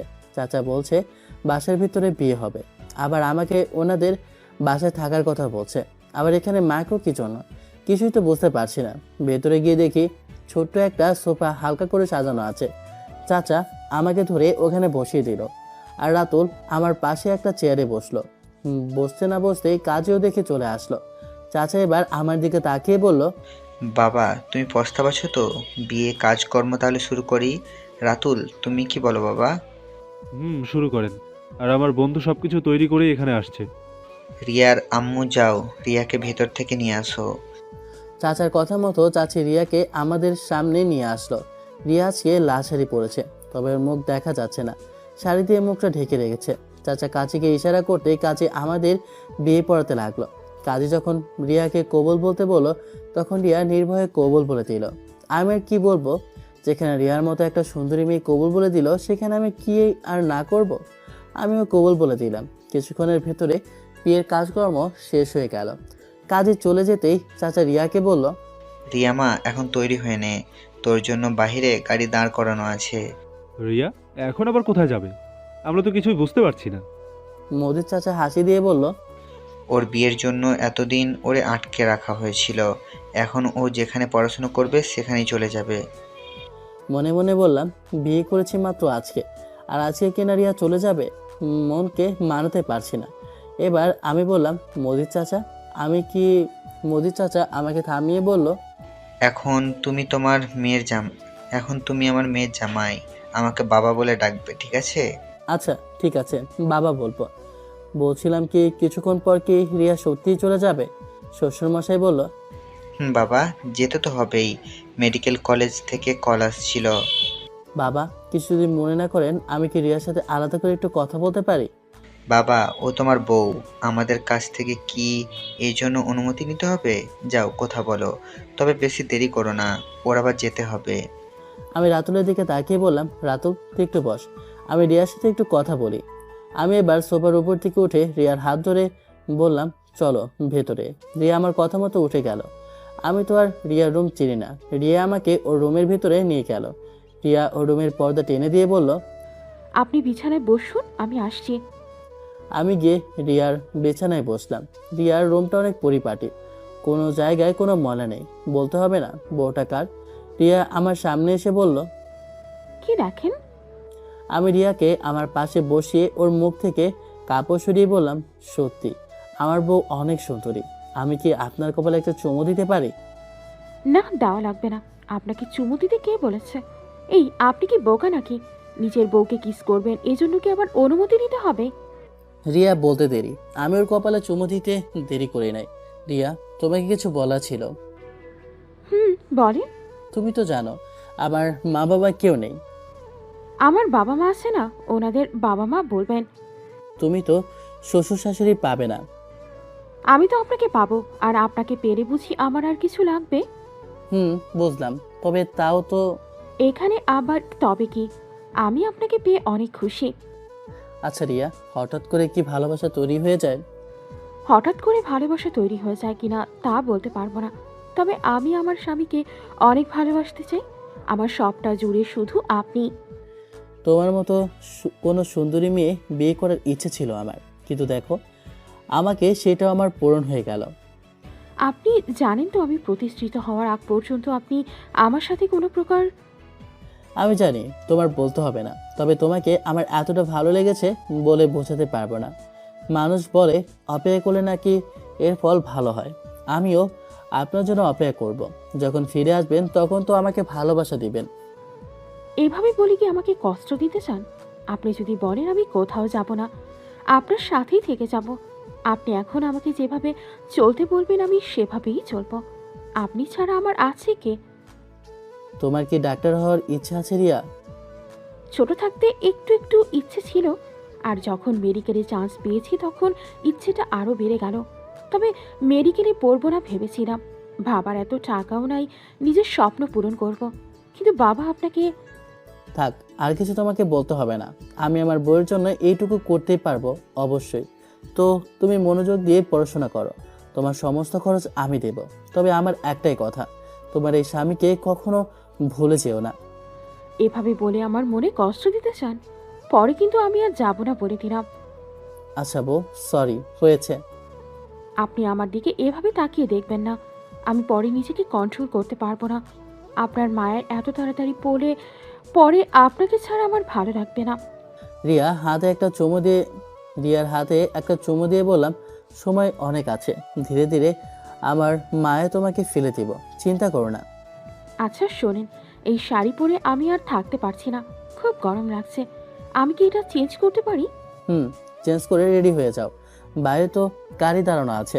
রিয়া আচ্ছা বলে আমার সামনে কাপড় চেঞ্জ করতে শুরু করলো। আমি তাড়াতাড়ি দাঁড়িয়ে বললাম, এই কি করছো? আমার সামনে কেন শাড়ি চেঞ্জ করছো? কেন? আপনার সামনে শাড়ি চেঞ্জ করে কি হবে? আপনি আমার হাজব্যান্ড, আপনার উপর আমার পুরোপুরি অধিকার আছে। আর এখানে আপনার সামনে কাপড় চেঞ্জ করে কি এমন হবে? অনেক কিছু হবে, তুমি বুঝবে না, পরে একটা দুর্ঘটনা হয়ে যাবে, বুঝলা? আমি ওয়াশরুমে আছি, মুখে একটু পানি দিয়ে আসি, তুমি তাড়াতাড়ি কাপড় চেঞ্জ করে নাও। এই কথা বলে আমি ওয়াশরুমে চলে গেলাম। গ্রামের বাড়ি তো রিয়ার ওয়াশরুমটা মোটামুটি চলে বলেই হবে, তবে ওই আগেই বলছিলাম না, ও সব কিছু পরিষ্কার করে রাখে। কিছুক্ষণ পর আমি ওয়াশরুম থেকে বের হয়ে দেখি রিয়া বোরকা পরেছে। আমাকে দেখে বলল, আপনাকে একটা কথা বলার ছিল। বলো। নামানি মেডিকেলে পড়তে গেলে একটা ফোনের দরকার পড়ে। আমি কি বাবাকে এই বিষয়ে বলবো? দিব মাথায় একটা, এসব কথা বাবাকে কেন বলবে? আমি তোমার স্বামী, সেই হিসেবে সব কিছু আমি দিব, যা দরকার হয় আমাকে বলবে। আমি আমার হাতের ফোনটা রিয়ার হাতে দিয়ে বললাম, এটা তুমি রেখে দাও, আমি পরে একটা কিনে দেব। আরে না, এটা আপনি রাখেন, আমার একটা বাটন ফোন হলেই হবে। আরে রাখো তো, মেডিকেলে পড়তে গেলে এই ফোনের দরকার আছে, অনেক সময় অনলাইন থেকে পড়তে হয়, বুঝলে? রিয়া আমার হাত থেকে ফোনটা নিয়ে বলল, কিন্তু আপনি। আমি আজকে একটা ফোন কিনে তোমাকে কল দিব, ঠিক আছে? আমি কি আপনার উপর অনেক বেশি চাপ দিচ্ছি? রিয়ার গালে ছোট করে একটা থাপ্পড় দিয়ে বললাম, আরেকবার যদি এই কথা বলো তাহলে মারবো কিন্তু। তুমি ছাড়া আমার এই পৃথিবীতে কে আছে বলো? তোমার জন্য আমি এইটুকু করতে পারবো না কেন? রিয়া আমাকে জড়িয়ে ধরে কান্না করে বলল, আমার ভাগ্য খুব ভালো, আপনার মতো একজন স্বামী পেয়ে। আমি ভাবতেও পারি নাই আপনি আমার স্বপ্নের এত জন্য এত কিছু করবেন। আমি যতদিন বেঁচে থাকবো শুধু আপনার হয়ে। দেখিয়ে আমি প্রতিষ্ঠিত হয়ে আপনার জন্য কি কি করি। আচ্ছা বাবা দেখা যাবে, এখন চলো। রিয়া আমার দিকে তাকিয়ে বলল, আপনি বিছানার সামনে গিয়ে দাঁড়ান তো। রিয়ার কথা মতো আমি বিছানার সামনে দাঁড়ালাম। রিয়া বিছানার উপর দাঁড়িয়ে আমাকে লিপ কিস করে বলল, এখন হয়েছে, চলেন। আমি হাসি দিয়ে বললাম, পাগলি মেয়ে। একটু সামনে যেতে রিয়া আবার আমার হাত ধরে বলল, আরেকটা কথা, বলো। আপনি আজকে থেকে আমার রুমে থাকবেন। আপনার জন্য বাবা পাশের রুমটা ঠিক করেছে, কিন্তু আপনি সেখানে যাবেন না, এখানেই থাকবেন। কিন্তু কোনো কিন্তু নয়, আপনাকে যেটা করতে বলেছি সেটা করবেন। আচ্ছা বাবা, ঠিক আছে, এখন চলো। রিয়াকে নিয়ে ওর রুম থেকে বের হলাম। আমাদের দেখে বাবা বলল, সত্যি বাবা, আমার মেয়ের সাথে তোমাকে অনেক অনেক মানিয়েছে। দোয়া করি তোমরা অনেক অনেক সুখী হও। রিয়া আমার হাত ছেড়ে ওর বাবার হাত ধরে বলল, আমার সব কিছু আছে বাবা, আপনি আছেন, আম্মু আছে, সব আছে আমার। কিন্তু এই যে ছেলেটা দাঁড়িয়ে আছে, যার সাথে আমার কিছুক্ষণ আগে বিয়ে হয়েছে, ওর কেউ নেই বাবা, আমি ছাড়া ওর কেউ নেই। ওকে একটু দেখে রাখবেন, এই দায়িত্ব আমি আপনার উপর দিয়ে গেলাম। ওর কিছু হয়ে গেলে আমাকে পাবেন না কিন্তু। অল্প কিছু সময় আমি আমার স্বামীকে খুব ভালোবেসে ফেলেছি বাবা, প্লিজ ওকে একটু দেখে রাখবেন। এই কথাগুলো বলে রিয়া কান্না করে দিল। রিয়ার কথা শুনে আমার চোখের কোণে জল এসে গেল। আমি আমার জীবনের সত্যি পারফেক্ট একটা বউ পেয়েছি। যদি কোনোদিন ওর জন্য আমার নিজের জীবন বিলিয়ে দিতে হয়, আমি সেটাও দিতে এক পা পিছু হব না। রিয়ার বাবা ওর চোখের পানি মুছে দিয়ে বলল, মারে, তোর এই নিয়ে কোনো রকম চিন্তা করতে হবে না, সব কিছু আমার উপর ছেড়ে দে। আর তুই মনোযোগ দিয়ে পড়াশোনা করবি, ঠিক আছে? মনে রাখিস, তুই পড়ালেখা করে শুধু একা প্রতিষ্ঠিত হবি না, তুই তোর স্বামীকে প্রতিষ্ঠিত করবি। নিজের ওপর বিশ্বাস রেখে পড়ালেখা করবি। হেরে যাব বলে কোনো শব্দ নেই, জানিস তো মা, চেষ্টা করলেই সব কিছু সম্ভব হয়। আচ্ছা চলেন বাবা, দেরি হয়ে যাচ্ছে। সবাই মিলে রিয়াকে নিয়ে বাইরে চলে গেলাম। রিয়া গাড়িতে ওঠার আগে আমার দিকে তাকিয়ে বলল, মন প্রাণ সব কিছু রেখে যাচ্ছি আপনার কাছে, শুধু দেহটা নিয়ে যাচ্ছি। সাবধানে থাকবেন, আপনি ছাড়া আমার কেউ নেই। আর সকালে একবার, বিকালে একবার, রাতে একবার, এই 3 বেলায় আমাকে কল দেবেন, ঠিক আছে? ঠিক আছে। রিয়া আমার কাছে মুখ নিয়ে বলল, আপনাকে অনেক অনেক ভালোবাসি, খুব শীঘ্রই আপনার কাছে আসবো। অনেক অনেক লাভ ইউ। আমি পকেট থেকে রিয়ার হাতে কিছু টাকা গুঁজে দিয়ে বললাম, ঠিক আছে, এখন যাও, পরে দেরি হয়ে যাবে, নিজের খেয়াল রাখবে, ঠিক আছে? আর মন খারাপ হলেই আমাকে মিস কল দেবে। রিয়া হাসি মুখে বলল, তাহলে গেলাম এখন আমি। দেখতে দেখতে রিয়া চলে গেল। রিয়া যেতে আমার মনটা একটু খারাপ হয়ে গেল। কিছুক্ষণের মাথায় কাউকে এতটা ভালোবাসা সম্ভব আমি আজকে বুঝলাম। সত্যি রিয়া ছাড়া আমার জীবনটাই অচল। রিয়ার বাবা আমার হাত ধরে বলল, তো বাবা, এখন ভিতরে চলো। সবাই মিলে ভেতরে যেতেই বাবা আমাকে বলল, আমার হয়তো তোমাকে আর কিছু বলতে হবে না, রিয়াই হয়তো তোমাকে সবকিছু বলে দিয়েছে। বাবা। আচ্ছা বাবা, আমি এখন একটু রুমে যাই। রাতুল, চল। রাতুলকে সাথে করে রিয়ার রুমে চলে গেলাম। বিছানার উপর ব্যাগটা রেখে রাতুলকে বললাম, বুঝলি রাতুল, অল্পতে রিয়াকে আমার এতটা ভালো লেগে যাবে বুঝিয়ে নাই। রাতুল আমার দিকে তাকিয়ে বলল, তোরে একটা কথা বলবো লাদেন, কিছু মনে করিস না আবার। আচ্ছা বল, সমস্যা নেই। আমার মনে হচ্ছে আমরা কোনো এক জায়গায় ভুল করছি, কেন জানি আমার কেমন কেমন লাগছে। তুই যে কি বলিস, আমি রিয়াকে কাছ থেকে দেখেছি। যদিও ওর বাবা ওকে আমার কাছে বিয়ে দিয়ে ভুল করেছে, কিন্তু আমি রিয়াকে বিয়ে করে ভুল করি নাই। রিয়া অনেক ভালো একটা মেয়ে। ভালো মন্দ তো আমিও বুঝি, একটা মানুষের সাথে তুই যদি 1 বছরও থাকিস, সে ভালো নাকি মন্দ তুই এটা বলতেও পারবি না। আমার কথা বিশ্বাস কর। আগে তুইও মত দিয়েছিলি, আর এখন কি বলিস? তবে এখন ওর সাথে আমার বিয়ে হয়ে গেছে, ওর ভালো মন্দ দেখার দায়িত্ব আমার। বাদ দে এসব, এখন তুই যেটা ভালো বুঝিস সেটাই কর, তবে বুঝে শুনে চলবি। আর তোর হাতের ফোন কই? আমি মুচকি হাসি দিয়ে বললাম, ওইটা রিয়াকে দিয়েছি। আমি ছাড়া ওর কি আছে? আর বিয়ের পর আজকেও আমার কাছে কিছু একটা চেয়েছে, আমি না করবো কিভাবে বল? আর ফোনটা আমার খুব শখের ছিল জানিস। ভাইয়া আমাকে আমার জন্মদিনের উপহার হিসেবে দিয়েছিল 50+ ওই ফোনের দাম, যা আমার 1 বছরের ইনকাম। রাতুল আমার দিকে তাকিয়ে বলল, তোরে কিছুই বলবো না আমি, বলার মতো ভাষা নেই। নে আমার বাটন ফোনটা রাখ। না, তার আর দরকার নেই। রাতুল জোর করে আমার হাতে ফোনটা দিয়ে বলল, আরে এটা রাখ তুই, পরে সময় হলে নিয়ে নেব। আর তোরে একটা বুদ্ধি দেই, বল। এখন তুই কি করবি? কি আর করব, শ্বশুরের সাথে মাঠে কাজ করব, আর যদি পারি টুকটাক কাজ করব। এখন তুই তো জানিস আমার উপর কত খরচ পড়েছে। আমি তোরে কিছু টিউশনি মিলিয়ে দেবো না। আর তুই কোনো চাকরির সন্ধান নে। আমার মতো ছেলেকে কে বা চাকরি দেবে? যা আছে কপালে তাই হবে।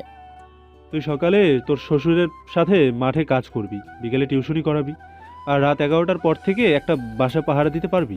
মোটামুটি এই কাজে ভালো টাকা পাবি। বাসাটা কার?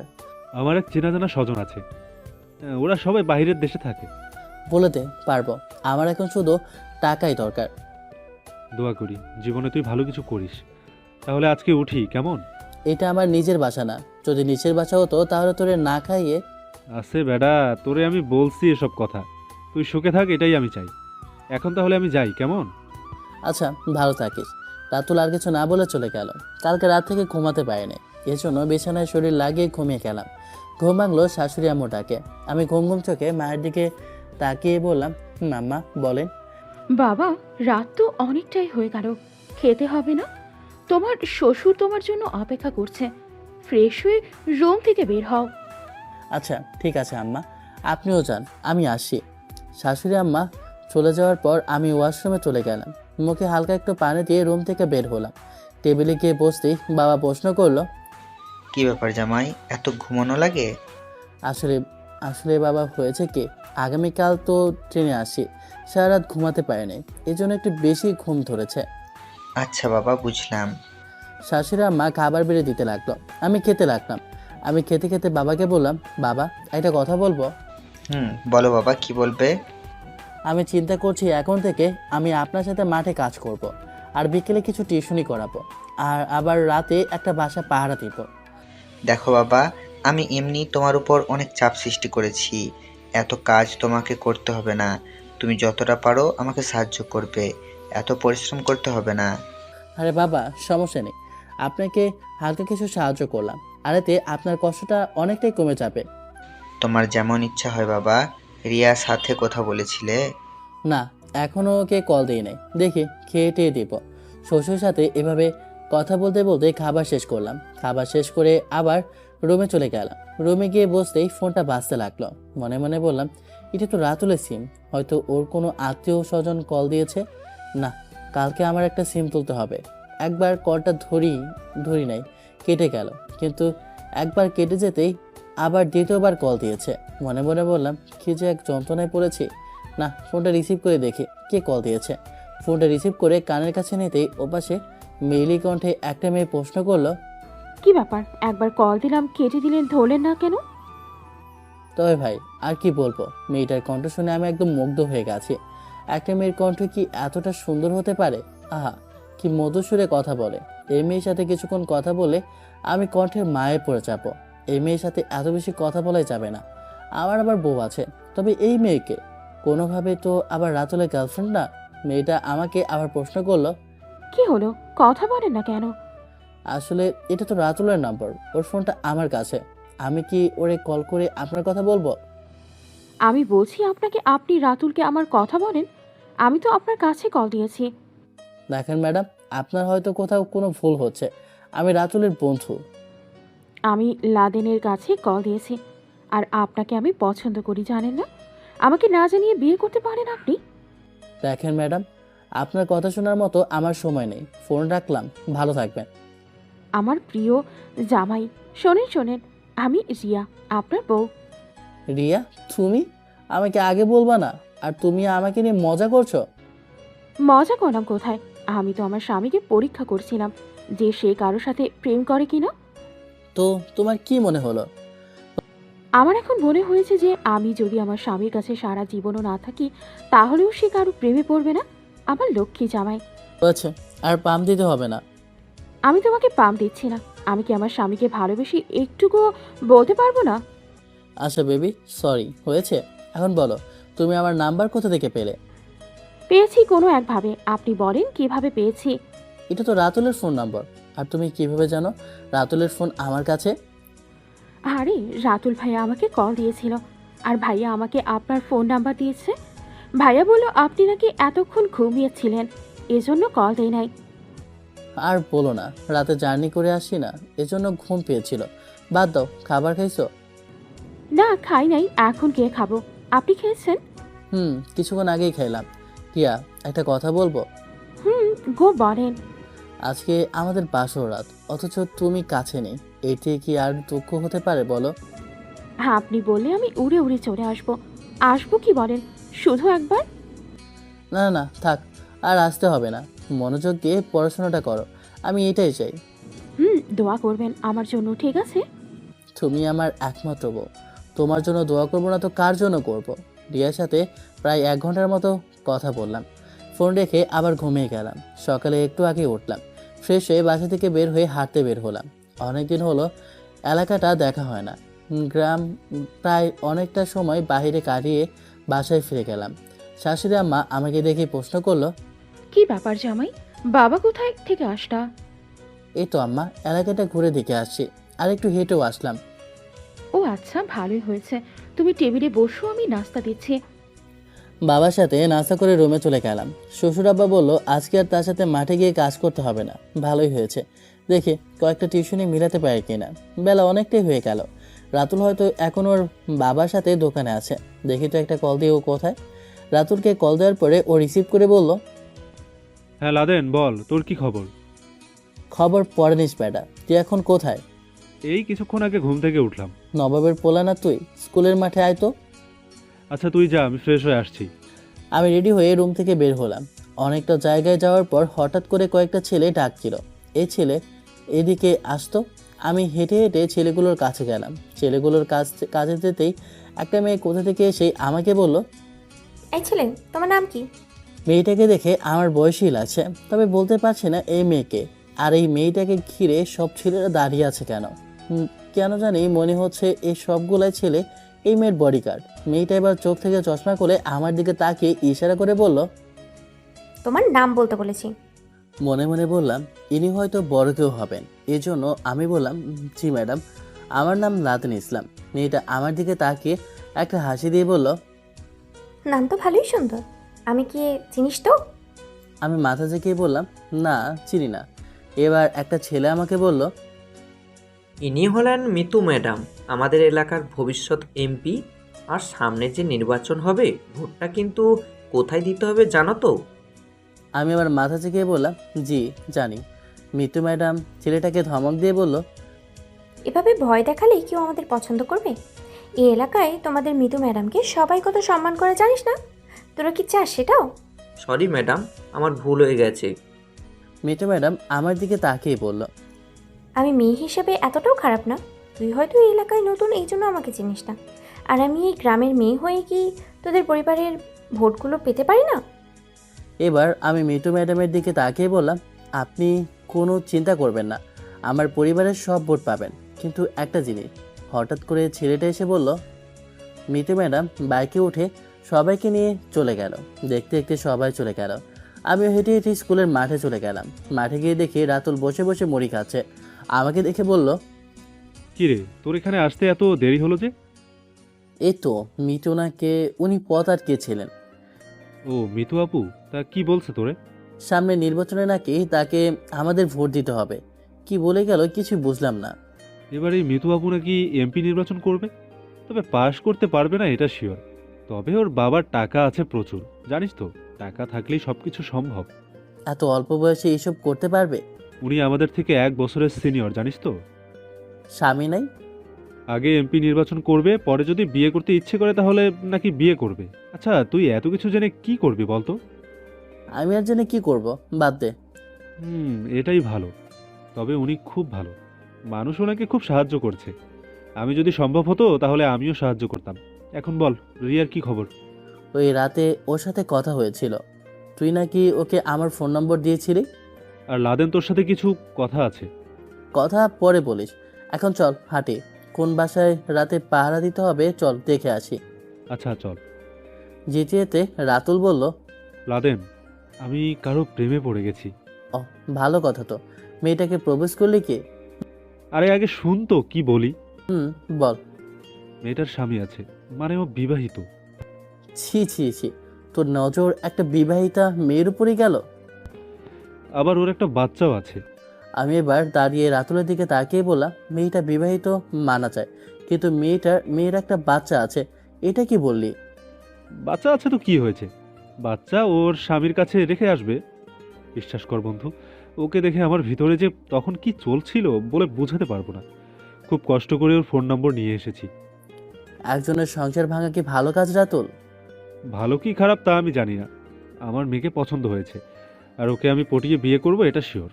তো যা ইচ্ছে হয় তুই তাই কর, আমি কিছু বলবো না। তোরে বলছিলাম একটু বুদ্ধি দিতে, আর তুই বেটা উল্টা রেগে যাস। তো রেগে যাব না? অন্য সংসার ভেঙে তোর কি কোনো লাভ আছে বল? লাভ লস আমি বুঝি না, আমার তো এই মেয়েটাকেই লাগবেই। দোয়া কর যেন ওকে শুধু পটাতে পারি। আজকে বিকালে শহরে যাব শুধু ওই মেয়ের সাথে কথা বলার জন্য। দেখি মেয়ের সামনে গিয়ে ও কি বলে। আমি আমার সর্বোচ্চ দিয়ে চেষ্টা করে যাব। আমি আর রাতুলকে কিছু বললাম না, মনে মনে শুধু বললাম, অন্য সংসার ভেঙে কেউ নিজে সুখী হতে পারে না। যাক, সেসব কথা বাদ দি। রাতুল আমাকে নিরিবিলি একটা বাসার সামনে নিয়ে গেল। বাসাটা বাইরে থেকে এতটা সুন্দর লাগছে না। রাতুল বাসাটা দেখিয়ে বলল, আজকে রাত থেকে এসে এখানে থাকবি, আর তুই রাতে এখানে আসলেই সব বুঝতে পারবি। আমাকে কিছু বলতে হবে না। এখন চল সামনে যাই। রাতুলের সাথে আড্ডা দিতে দিতে বিকেল হয়ে গেল। বিকেলে গোসল করে রুম বসতেই কয়েকজন ছাত্রছাত্রী চলে আসলো। রাতুল এদেরকে বলেছে আমার কাছে আসার জন্য। বলেছি না বন্ধু, না বলছি না বন্ধু আমার যেমন তেমন, ওর মনটা খুব কিন্তু ভালো। ও আমার জন্য যা করে, আমি যদি ওরে টাকাও দিই তাহলেও তা কম হয়ে যাবে। টিউশনি শেষ করতে করতে প্রায় রাত হয়ে গেল। ফোনটা হাতে নিয়ে রিয়াকে কল দিতে লাগলাম, কিন্তু ওর ফোন ব্যস্ত বলছে। ফোনটা কেটে দিতেই রিয়ার সাথে সাথে আমাকে কল দিল। আমি ফোনটা রিসিভ করে বললাম, কি করো রিয়া? এই তো বাবু বসে আছি, তুমি কি করো? এইমাত্র টিউশনি শেষ করলাম। তোমাকে বলছি না এত কষ্ট করতে হবে না। আর তোমাকে কিছু কথা বলার ছিল। বলো। আমি আমার ফোনে সিম খুলে রাখবো। তুমি তো জানো মেডিকেলের পড়াশোনা করতে গেলে কতটা চাপ লাগে। এই জন্য সিম খুলে ফেলবো, যাতে পড়াশোনায় মনোযোগ দিতে পারি। কিন্তু তোমার সাথে কথা না বলে তো থাকতে পারবো না। আরে সমস্যা কি? কোনো সমস্যা নেই। যখন আমার কথা তোমার বেশি বেশি মনে পড়বে তখন কল দেবে। আর আমি তো তোমার হয়ে আছি, মনোযোগ দিয়ে পড়ালেখা করো। আমি তো এটা চাই, বুঝলে? ধন্যবাদ বেবি বোঝার জন্য। তুমি আমার বেস্ট জামাই। কোনো কিছু বলার আগেই বুঝে যাও। Love you baby. Love you too baby. রিয়ার সাথে কথা শেষ করে খেতে চলে গেলাম।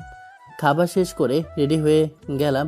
আজকে রাত থেকেই নাকি আমার ডিউটি শুরু। বাসা থেকে বের হওয়ার আগে শাশুড়ি আমাকে ডাক দিয়ে, বাবা এখানে আসো। আমি শাশুড়ি আম্মার কাছে গিয়ে বললাম, জি আম্মা বলেন। শাশুড়ি আম্মা আমার মাথায় হাত দিয়ে বলল, একজন মা কখনো তার ছেলের সাথে বেইমানি করতে পারে না। আমি যদি কোনো অপরাধ করে থাকি মাফ করে দিও বাবা। আর ভবিষ্যতে যদিও কোনো অপরাধ করে ফেলি মাফ করে দিবে বাবা। কি হয়েছে বলেন তো আম্মা আপনার? আপনি এমন করছেন কেন? আর সন্তানের কাছে কেউ কি কখনো মাপ চায় বলেন? তুমি সত্যি খুব ভালো ছেলে বাবা। এখন কোথায় যাবে তুমি? কোথায় আবার আম্মা? আমি আমার ডিউটি পালন করতে যাব। আচ্ছা আম্মা, দেরি হয়ে যাচ্ছে, চলে যাই। বাবা, তুমি যত তাড়াতাড়ি সম্ভব এখানে থেকে পালিয়ে যাও। এই কথাটা বলতেই বাবা এসে বলল, কি ব্যাপার জামাই বাবা, তোমার মা কি বলে তোমাকে? আমি বাবাকে দেখে বললাম, কি আর বলবে বাবা, বলে এই বয়সে নাকি আপনি ইয়াং শাশুড়ি আমার কাছে। শ্বশুর আব্বা আমার কথা শুনে হাসি দিয়ে বলল, হয়েছে, তোমাদের আর আমাকে নিয়ে মজা করতে হবে না। তা এখন আবার কোথায় যাবে জামাই? কোথায় আবার? ওই রাতে বলেছিলাম না একটা বাসা পাহারা দিতে হবে, ওখানেই চাই। বাদ দাও বাবা, এত কষ্ট হবে না। আশা করি তুমি যেভাবে এগিয়ে যাচ্ছ এতেই রিয়ার হয়ে যাবে। না বাবা, তারপরেও আমার এই কাজ করতে হবে। আপনিও জানেন মেডিকেলে পড়তে গেলে কতটা খরচ পড়ে। আচ্ছা ঠিক আছে, যাও বাবা। আমি আর কিছু বললাম না, চুপচাপ বাসা থেকে বের হয়ে গেলাম। হাঁটতে হাঁটতে সেই বাসার কাছে চলে গেলাম। বাসার বাইরে গেট খোলা আছে, আর এখানে একটা চেয়ার আছে। মনে মনে বললাম, এখন আবার এখানে আমি কার সাথে কথা বলবো? তার চেয়ে ভালো আমি আমার মতো এখানে বসে থাকি, যেই কাজে আসছি সেটাই করি। তাছাড়া রাতুল হয়তো সব কিছু বলেই দিয়েছে আমার বিষয়ে। গেটের কাছে চেয়ারে বসে আছি প্রায় অনেকক্ষণ হলো। হঠাৎ করে বাইরে থেকে গাড়ির হর্নের আওয়াজ শোনা গেল।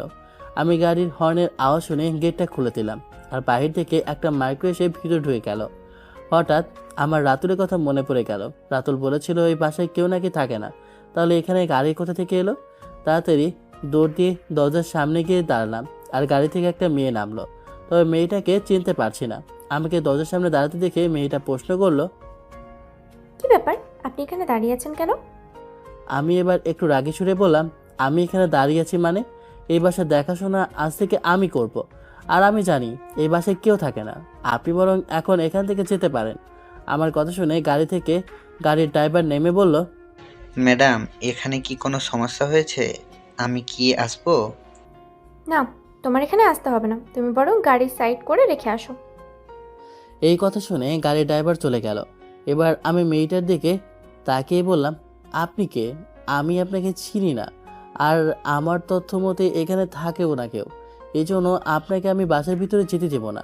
মেয়েটা এবার মুখ থেকে মাস্ক করে বলল, এখন তো ভিতরে যেতে হবে, আর এটা আমাদের বাসায়। তোমাকে রাতুল আমার বিষয়ে কিছু বলে নাই, কারণ আমি ওকে বারণ করেছি। এখন তো ভিতরে যেতে হবে নাকি? আমি দরজার সামনে থেকে সরে গিয়ে বললাম, সরি মিতু ম্যাডাম, আমি আপনাকে চিনতে পারি নাই। মিতু ম্যাডাম দরজা দিয়ে ভিতরে ঢুকে বলল, আসো, আমি তোমাকে সবার সাথে পরিচয় করিয়ে দিচ্ছি।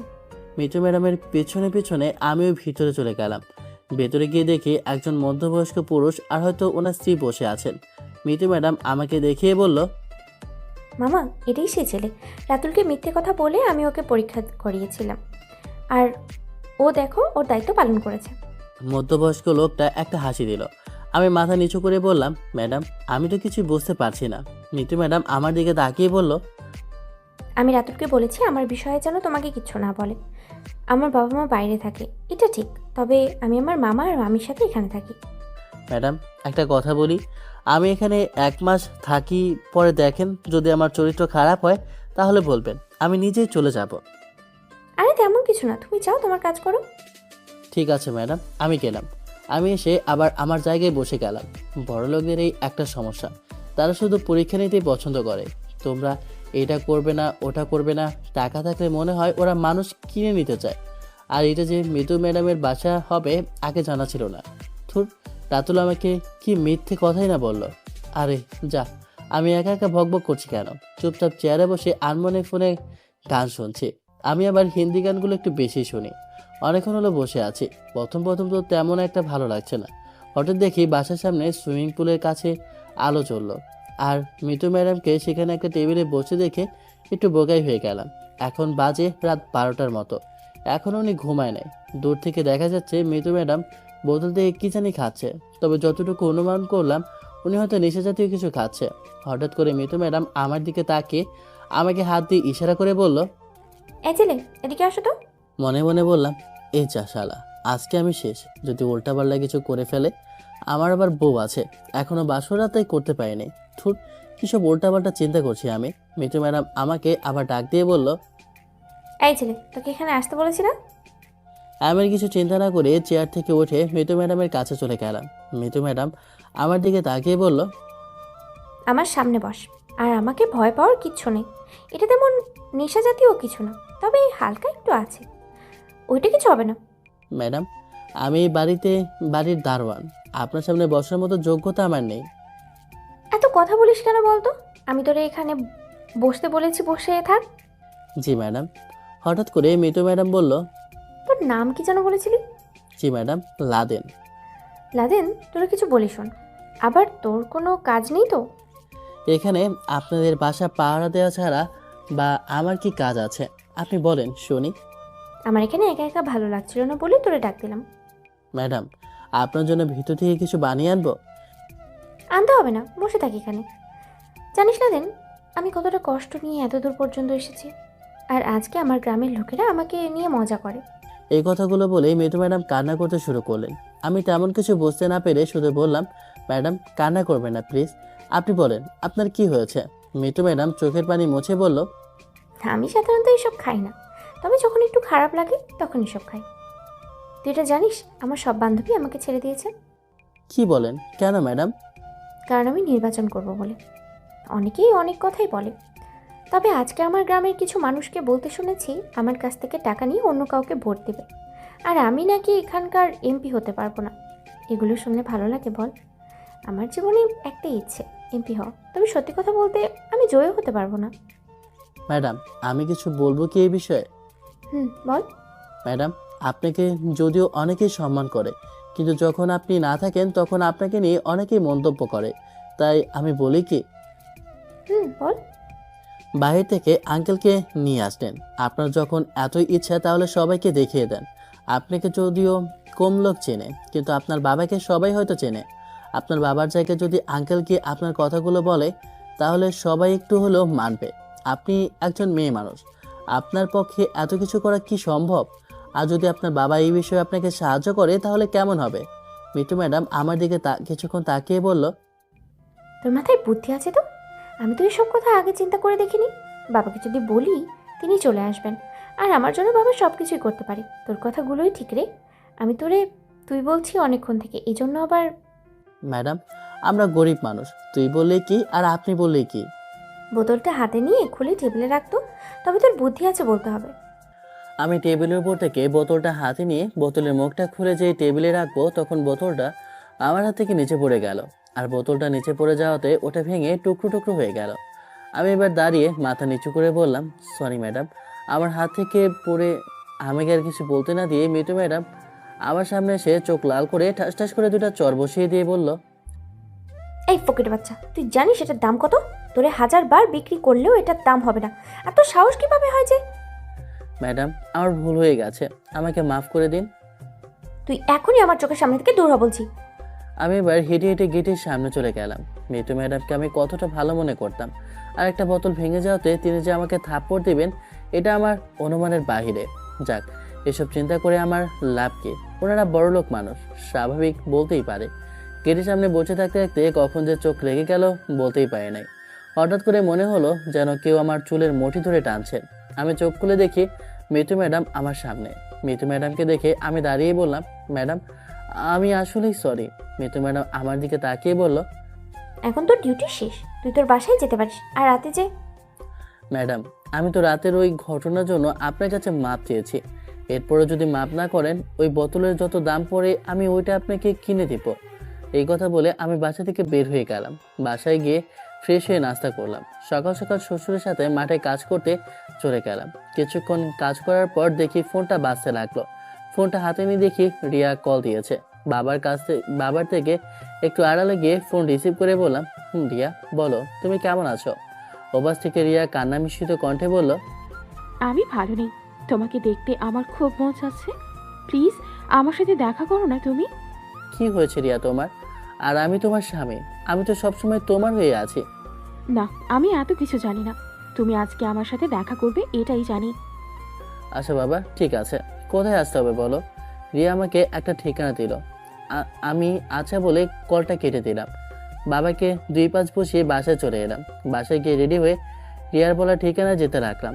আর 1 ঘন্টার মতো জার্নি করার পর সেই জায়গায় চলে গেলাম। ওই তো রিয়া বসে আছে মনে হচ্ছে। রিয়া দূর থেকে আমাকে দেখে একটা হাসি দিল।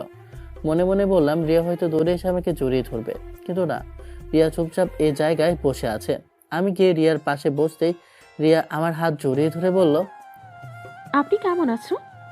আমি একটা মুচকি হাসি দিয়ে বললাম, আগে কেমন ছিলাম এটা জানি না, তবে তোমাকে দেখার পর আমার কতটা ভালো লাগছে এটা বলে বোঝাতে পারবো না। রিয়া আমার হাত ছেড়ে দিয়ে দাঁড়িয়ে বলল, চলেন সামনে যাই। আগে বলো তোমার কি হয়েছে আর কি জন্য আমাকে এখানে রেখেছো? আরে এত অস্থির হবেন না তো, আপনাকে দেখার জন্য আমি এখানে রেখেছি। আচ্ছা, আমি যদি আপনাকে কিছু বলতে বলি, আপনি কি আমার জন্য তাই করতে পারবেন? তোমার জন্য তো আমি সব কিছু করতে পারবো মিস রিয়া চৌধুরী। আমার কথা শুনে রিয়া একটা হাসি দিয়ে বলল। এই জন্য তো আপনাকে আমি অনেক অনেক ভালোবাসি।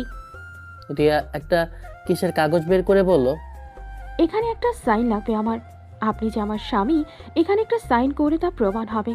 আর আমি এই কাগজ দেখিয়ে সবাইকে বলতে পারবো আমি একজন বিবাহিত মেয়ে। রিয়ার কথা শুনে আমি হাসি দিয়ে কলমটা নিয়ে সাইন করে বললাম, পাগড়ি মেয়ে। আচ্ছা আমি একটু এটা পড়বো?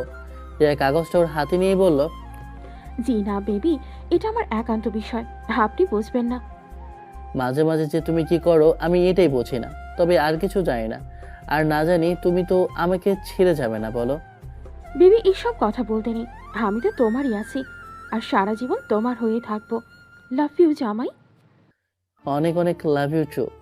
আচ্ছা আপনি এখন চলে যান, পরে কিন্তু অনেক রাত হয়ে যাবে। মাত্র আসলাম এখনই চলে যাব?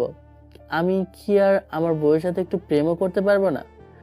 এত প্রেম করলে অসুখ হবে বুঝবেন। এখন বাসায় যান, আর আমার জন্য কিন্তু একদম চিন্তা করতে হবে না। তোমার পড়াশোনা কেমন চলছে রিয়া?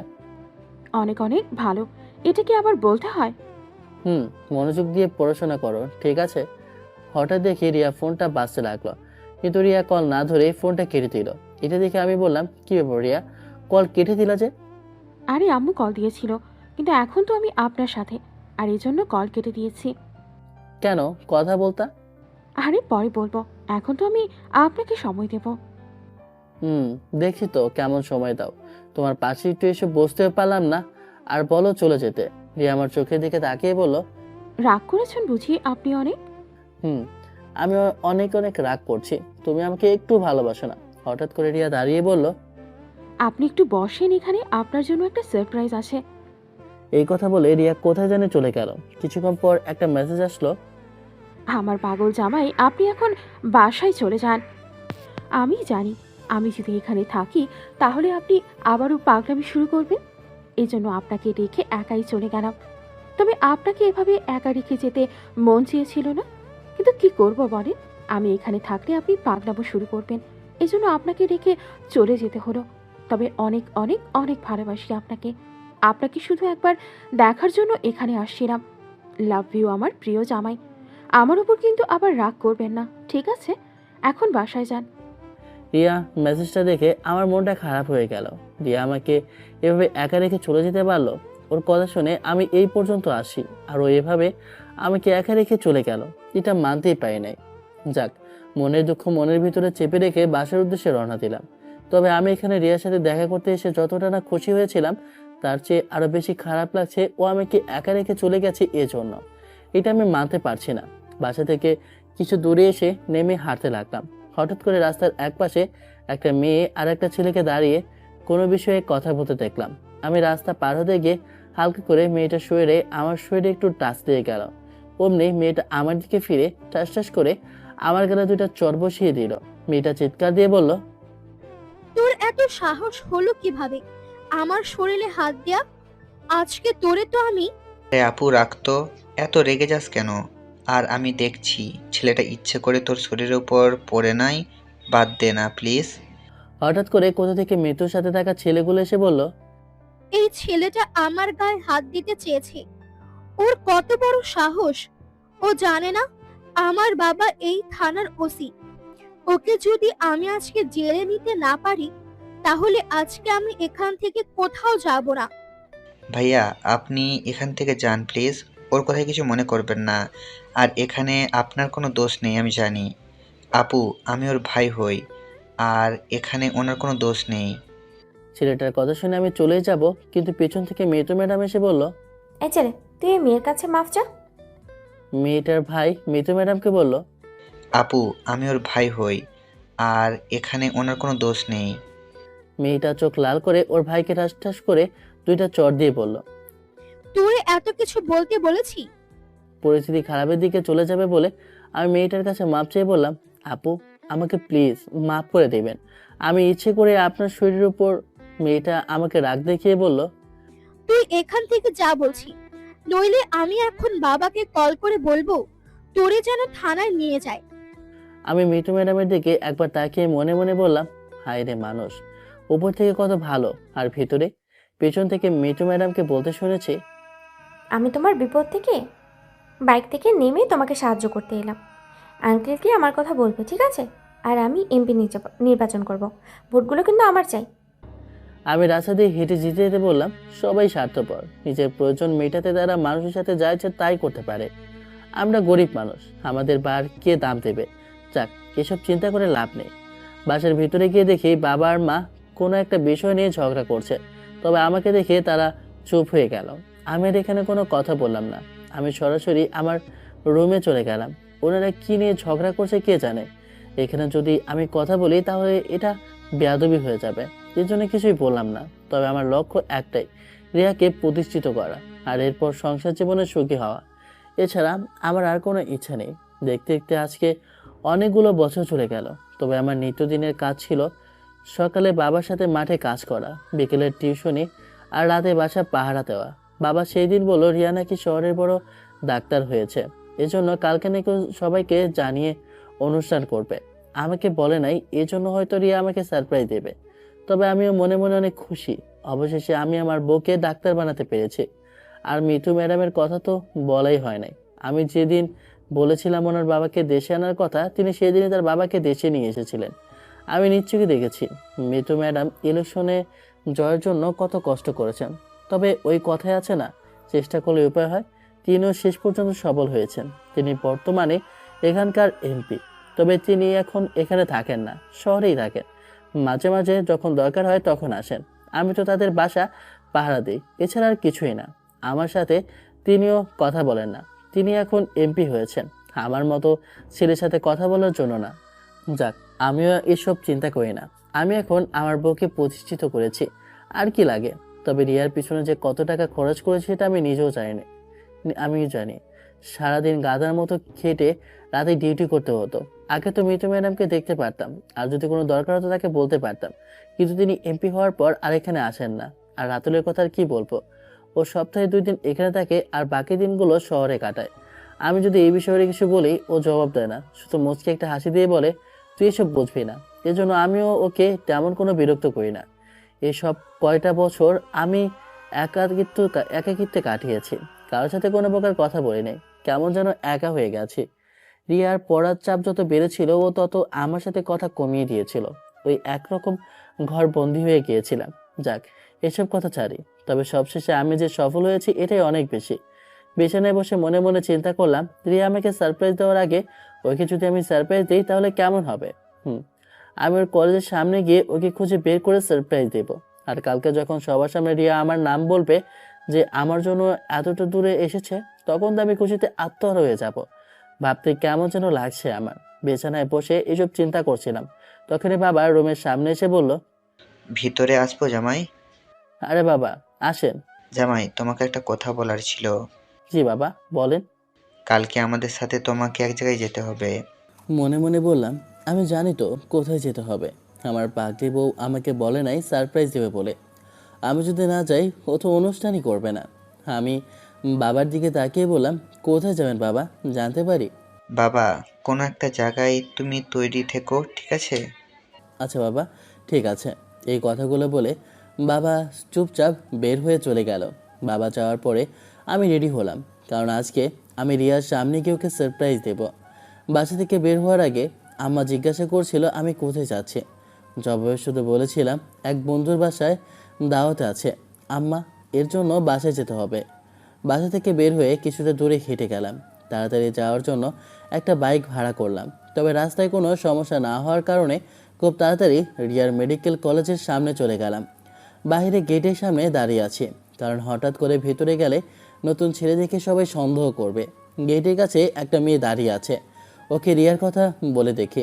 মেয়েটা দেখে আমি একটা ডাক দিলাম, আপু একটু একটু এদিকে শোনেন। মেয়েটা আমার দিকে তাকিয়ে বলল, কিছু বলবেন কি? জি আপু, কিছু একটা জানার ছিল। ঠিক আছে, ভিতরে আসুন। আমি গেট দিয়ে ভিতরে ঢুকে মেয়েটার সামনে গিয়ে বললাম, আপু একটা দরকারে এখানে আসি, যদি একটু সাহায্য করতেন। হুম, বলুন, সমস্যা নেই। এই কলেজে রিয়া নামের কোনো মেয়েকে চেনেন? আরে কি বলেন, চিনব না কেন? ও তো আমার বান্ধবী হয়। কেন, কোনো দরকার আছে নাকি ওর দিয়ে? আপনি একটু ওকে ডেকে দিবেন? তার আগে বলুন, আপনি ওর কে হন? জি আপু, আমি ওর স্বামী হই। এই, আপনার কি মাথা খারাপ হয়ে গেছে? রিয়ার স্বামীকে আমি দেখেছি, আর ও তো প্রায় সময় ওর স্বামীর সাথেই কাটায়। মেয়েটার কথা শুনে আমার শরীরের প্রতিটা লোম দাঁড়িয়ে গেল, বুকের ভেতরে কেমন যেন একটা ভূমিকম্প সৃষ্টি হতে লাগলো। এবার একটু আসতে বললাম, এই কলেজে রিয়া কয়টা আপু? রিয়া কয়টা মানে? একটাই তো রিয়া, আর ও গ্রাম থেকে এসেছে এখানে পড়ার জন্য। কিন্তু আপনি বলছেন ওর স্বামী। সত্যি করে বলুন কে, নইলে কিন্তু পুলিশ দিয়ে ধরিয়ে দিব। ওর স্বামীর নামটা কি এটা তো বলেছে আপু? হ্যাঁ, ওর স্বামীর নাম মিস্টার লাদেন চৌধুরী। কিন্তু আপনি ওর কি হন? সত্যি সত্যি বলুন। আমি আমার আইডি কার্ড বের করে মেয়েটার হাতে দিয়ে বললাম, আমার নামই লাদেন, আর বিশ্বাস করেন আমি ওর হাজবেন্ড। এতদিন আমি গ্রামে ছিলাম, আর আজকে ওকে সারপ্রাইজ দেওয়ার জন্য এখানে আসি। আর আপনি বলেন? তাহলে রিয়া যার সাথে সময় কাটে সে কে? কি বলছেন এসব আপু? আর রিয়া এখন কোথায়? মেয়েটা আমার দিকে তাকিয়ে বলল, আপনি বিশ্বাস করবেন না। আর আমাকে আপনি আপু ডেকেছেন, আমি আপনাকে মিথ্যা কিছু বলবো না। আসুন আমার সাথে। মেয়েটা আমার নিয়ে রাস্তা ধরে হাঁটতে লাগলো। এখান থেকে 5 মিনিট হাঁটার পর একটা বড় বিল্ডিং পড়লো। মেয়েটা আমাকে নিচতলায় নিয়ে গিয়ে রিয়ার রুম দেখিয়ে বলল, রিয়া এখানেই থাকে ওর হাজবেন্ডের সাথে। তবে কোনটা সত্য আর কোনটা মিথ্যা আমি জানি না। আমি এবার ধীরে ধীরে জানালার কাছে গেলাম। মেয়েটার কথা মতো জানালার পর্দা হালকা করে সরিয়ে দিলাম। ভেতরে স্পষ্টভাবে দেখা যাচ্ছে রিয়া অর্ধনগ্ন হয়ে রাতুলের কোলের উপর শুয়ে আছে। আর রাতুল রিয়ার সাথে। আমার কেন জানি এসব বলতেও কষ্ট হচ্ছে। জানালার পাশ থেকে নিজেকে সরিয়ে নিলাম। টপ টপ করে চোখ থেকে পানি পড়ছে। কথা বলার মতো শক্তি আমি হারিয়ে ফেলেছি। মেয়েটাকে ইশারা করে বললাম, আমাকে এখান থেকে একটু নিরিবিলি পরিবেশে নিয়ে যাবেন। মেয়েটা আমার কথা মতো আমাকে ধরে অন্য একটা জায়গায় নিয়ে গেল। আমি নিচে বসে নিজের গালে নিজেই চর দিয়ে বলছি, আমি সত্যি বোকা একটা ছেলে। নিজের বইয়ের ভালো হবে এই জন্য সব কিছু আশা বাদ দিয়ে গাধার মতো কাজ করে ওকে টাকা পাঠাই। আর ও আজকে। ভাইয়া, কান্না করবেন না। তবে আমি পকেট থেকে আমাদের বিয়ের কাগজটা মেয়েটার হাতে দিলাম। মেয়েটা সেই কাগজটা দেখে, তাহলে কি সত্যি সত্যি ওর স্বামী হন? এতক্ষণ কি দেখলেন আপু? আমার জীবনে কিছুই নেই আপু বেঁচে থাকার মতো। যাকে নিয়ে একটু আশা করেছিলাম সেও ধোকা দিল। আপনি রিয়ার খবর নিতে পারলেন না? এখনো সময় আছে, চলুন রিয়ার কাছে যাই। কি যাব বলেন? আজকে ওদের আমি যে অবস্থায় দেখেছি, আর আপনি সব জানেন। আপনার বাবা মা এসব জানে? বাবা মায়ের কথা শুনে খুব কষ্ট লাগলো। কিছুক্ষণ ইচ্ছে মতো কান্না করে বললাম, এই পৃথিবীতে আমার কেউ নেই আপু। এক বড় ভাই ছিল, কিন্তু সে আমাকে বিদায় দিয়ে দিল। আর রিয়াকে বিয়ে করেছিলাম ও ভালো ছাত্রী এর জন্য। ওর বাবা বলেছিল আমি যেন ওকে বিয়ে করে প্রতিষ্ঠিত করাই। বোকার মতো সব কিছু বিশ্বাস করে ওকে বিয়ে করেছিলাম। আর ওই ছেলেটাকে জানেন, আমার বেস্ট ফ্রেন্ড, যার সাথে ও প্রতিনিয়ত। মেয়েটা আমার কথা শুনে চুপচাপ বসে আছে, কোনো কথা বলছে না। মেয়েটা এবার আমার কাছে এসে আমার মাথায় হাত দিয়ে বলল, আপনার ঘরেই শত্রু রেখেছেন, এখন তাহলে কি করতে চান আপনি? কালকে নাকি রিয়া অনুষ্ঠান করবে। করবে তো, কিন্তু আপনাকে আমি কি বলে? আমি আর কিছু বললাম না, চুপচাপ সামনে হাঁটতে লাগলাম। রিয়াকে যখন রাতুলের সাথে দেখেছি তখন যে আমার কি অবস্থা হয়েছিল বলে বোঝাতে পারবো না। তবে তখন আমার কি করা ছিল জানি না। রিয়া আমার সাথে বেইমানি করতে পারলেও রাতুল এটা করতে পারলো। ও তো আমার বেস্ট ফ্রেন্ড হয়। খুব কষ্ট লাগলো ওদের দেখে, কিন্তু আমার কষ্ট কাউকে দেখানোর মতো ছিল না। যেখানে দাঁড়িয়ে আছি সেখানে ব্রিজের নিচে শুধু পানি আর পানি। আমি সাঁতার জানি, কিন্তু আজকে আমার হাত পা নিজেই বেঁধে দিলাম। পেছন থেকে মেয়েটা হেঁটে আমার কাছে আসে, এটা দেখা যাচ্ছে। একবার ওপরে তাকিয়ে বললাম, সত্যি এই পৃথিবীতে গরিবদের কেউ দাম দেয় না, সবাই শুধু গরিবদের ব্যবহার করতে চায়। ভালো থাকুক প্রিয় মানুষগুলো। ব্রিজের ওপর থেকে সরাসরি নিচে লাফ দিলাম। জানি না আজকের পর থেকে আর কাউকে দেখতে পারবো কিনা। যতটা পানির নিচে যাচ্ছি ততই যেন রিয়ার চেহারাটা ভেসে উঠছে। জীবনে কতজনের জন্য কত কিছু করলাম, আর রিয়া আমার সাথে এটা করতে পারলো। চোখ বন্ধ হবার আগে ওই যে যাকে এখানে এসে আপু বলেছিলাম, সেই মেয়েটাকে আমার কাছে সাঁতার কেটে আসতে দেখলাম। তবে ধীরে ধীরে আমার চোখ বন্ধ হয়ে গেল। আমি আর কিছু বলতে পারি না। যখন আমার জ্ঞান ফিরল তখন তাকিয়ে দেখি ওই মেয়েটাই আমার সামনে বসে আছে। মেয়েটার পুরো শরীর ভেজা, তবে মেয়েটা যে আমাকে বাঁচিয়েছে এটা বুঝতে পারছি। আমার জ্ঞান ফিরতে ফিরতে দেখেই মেয়েটা আমার গালে টাচ টাচ করে দুইটা চড় দিয়ে বলল, এই, তুমি কি বোকা নাকি? তোমার মাথায় কি একটুও বুদ্ধি নেই? আমি মেয়েটার দিকে তাকিয়ে বললাম, আমাকে বাঁচিয়েছেন কেন? আমি তো মরতে এখানে এসেছিলাম, আপনি কেন আমাকে বাঁচিয়েছেন? মেয়েটা আমার হাত ধরে টেনে তুলে বলল, এখন এখান থেকে চলুন, অনেকেই আমাদের দিকে তাকিয়ে আছে। মেয়েটা আমাকে টেনে নিয়ে এখান থেকে কিছুটা দূরে একটা বাসার ভিতরে নিয়ে গেল। আমার হাতে একটা লুঙ্গি দিয়ে বলল, কাপড় চেঞ্জ করে এখানে বসুন, আমি ভিতর থেকে আসছি। আর ভয় পাওয়ার কিছুই নেই, এটা আমার বাসা। এই কথা বলে মেয়েটা ভিতরে চলে গেল। আমি কাপড় চেঞ্জ করে লুঙ্গি পরে বসে আছি। কিছুক্ষণ পর মেয়েটাও কাপড় চেঞ্জ করে আমার সামনে বসে বলল, এই পাগলামোর কি কোনো দাম আছে? আজকে যদি আপনার জায়গায় অন্য কেউ থাকতো তাহলে ওদের নিজ হাতে খুন করে ফেলতো, জানেন? আমি কান্না মিশ্রিত কণ্ঠে বললাম, কাকে খুন করব বলেন? যাকে আমার সবটা দিয়ে ভালোবেসেছি। আর ছেলেটা ছিল আমার বেস্ট ফ্রেন্ড রাতুল। নিজের মানুষগুলোকে কিভাবে খুন করব? আমার কি রাগ হয় না বলেন? কিন্তু আমি থাক, আর বলতে হবে না। মাঝখানে তো ফাঁসিয়ে দিলেন আমাকে। আজকে যদি আমাকে আপু না বলতেন তাহলে সত্যি সত্যি আপনাকে রেখে চলেই আসতাম। আমি এবার দাঁড়িয়ে বললাম, আমি এখন বাসায় চাই আপু। মেয়েটা আমার হাত ধরে বলল, চুপচাপ বসুন তো এখানে। আচ্ছা, আত্মহত্যা করে কি আপনার কোনো লাভ আছে? ওই রিয়ার মতো বাজে একটা মেয়ের জন্য আত্মহত্যা করবেন? ও আপনাকে ধোঁকা দিয়েছে তো কি হয়েছে? আপনিও দেখিয়ে দিন। আমি মাথা নিচু করে বললাম, কি দেখাবো আপু বলেন? আমার কাছে কাউকে দেওয়ার মতো কিছুই নেই। রিয়াকে পড়াতে গিয়ে শেষ পর্যন্ত নিজের যা জায়গা জমিন ছিল সব বিক্রি করেছি। আর এই রিয়া। এই, আপনি বারবার কান্না করেন কেন? আমাকে আপনি বোন বলে ডেকেছেন, আমি আপনাকে এভাবে ছেড়ে দিব? আমি আছি এখন আপনার পাশে। আমি এখন কাউকেই বিশ্বাস করি না। দরকার নেই আপু, কিছু লাগবে না আমার। এখন আর কারো চিন্তা করি না। এখান থেকে অনেক দূরে চলে যাব। মরে গেলে কি সব কিছু সমাধান হয়ে যাবে? সাবধান না হলেও তো ওর কথা আর মনে হবে না। শোনো ভাই, আমি কি বলি, আমার বাবার অনেক টাকা, খরচ করার মতো কেউই নেই। তোমাকে যদি আমি কিছু করতে বলছি, তুমি করতে পারবে? লাশের মতো হয়ে গেছি আপু, আমাকে বললেও এখন আর কিছু হবে না।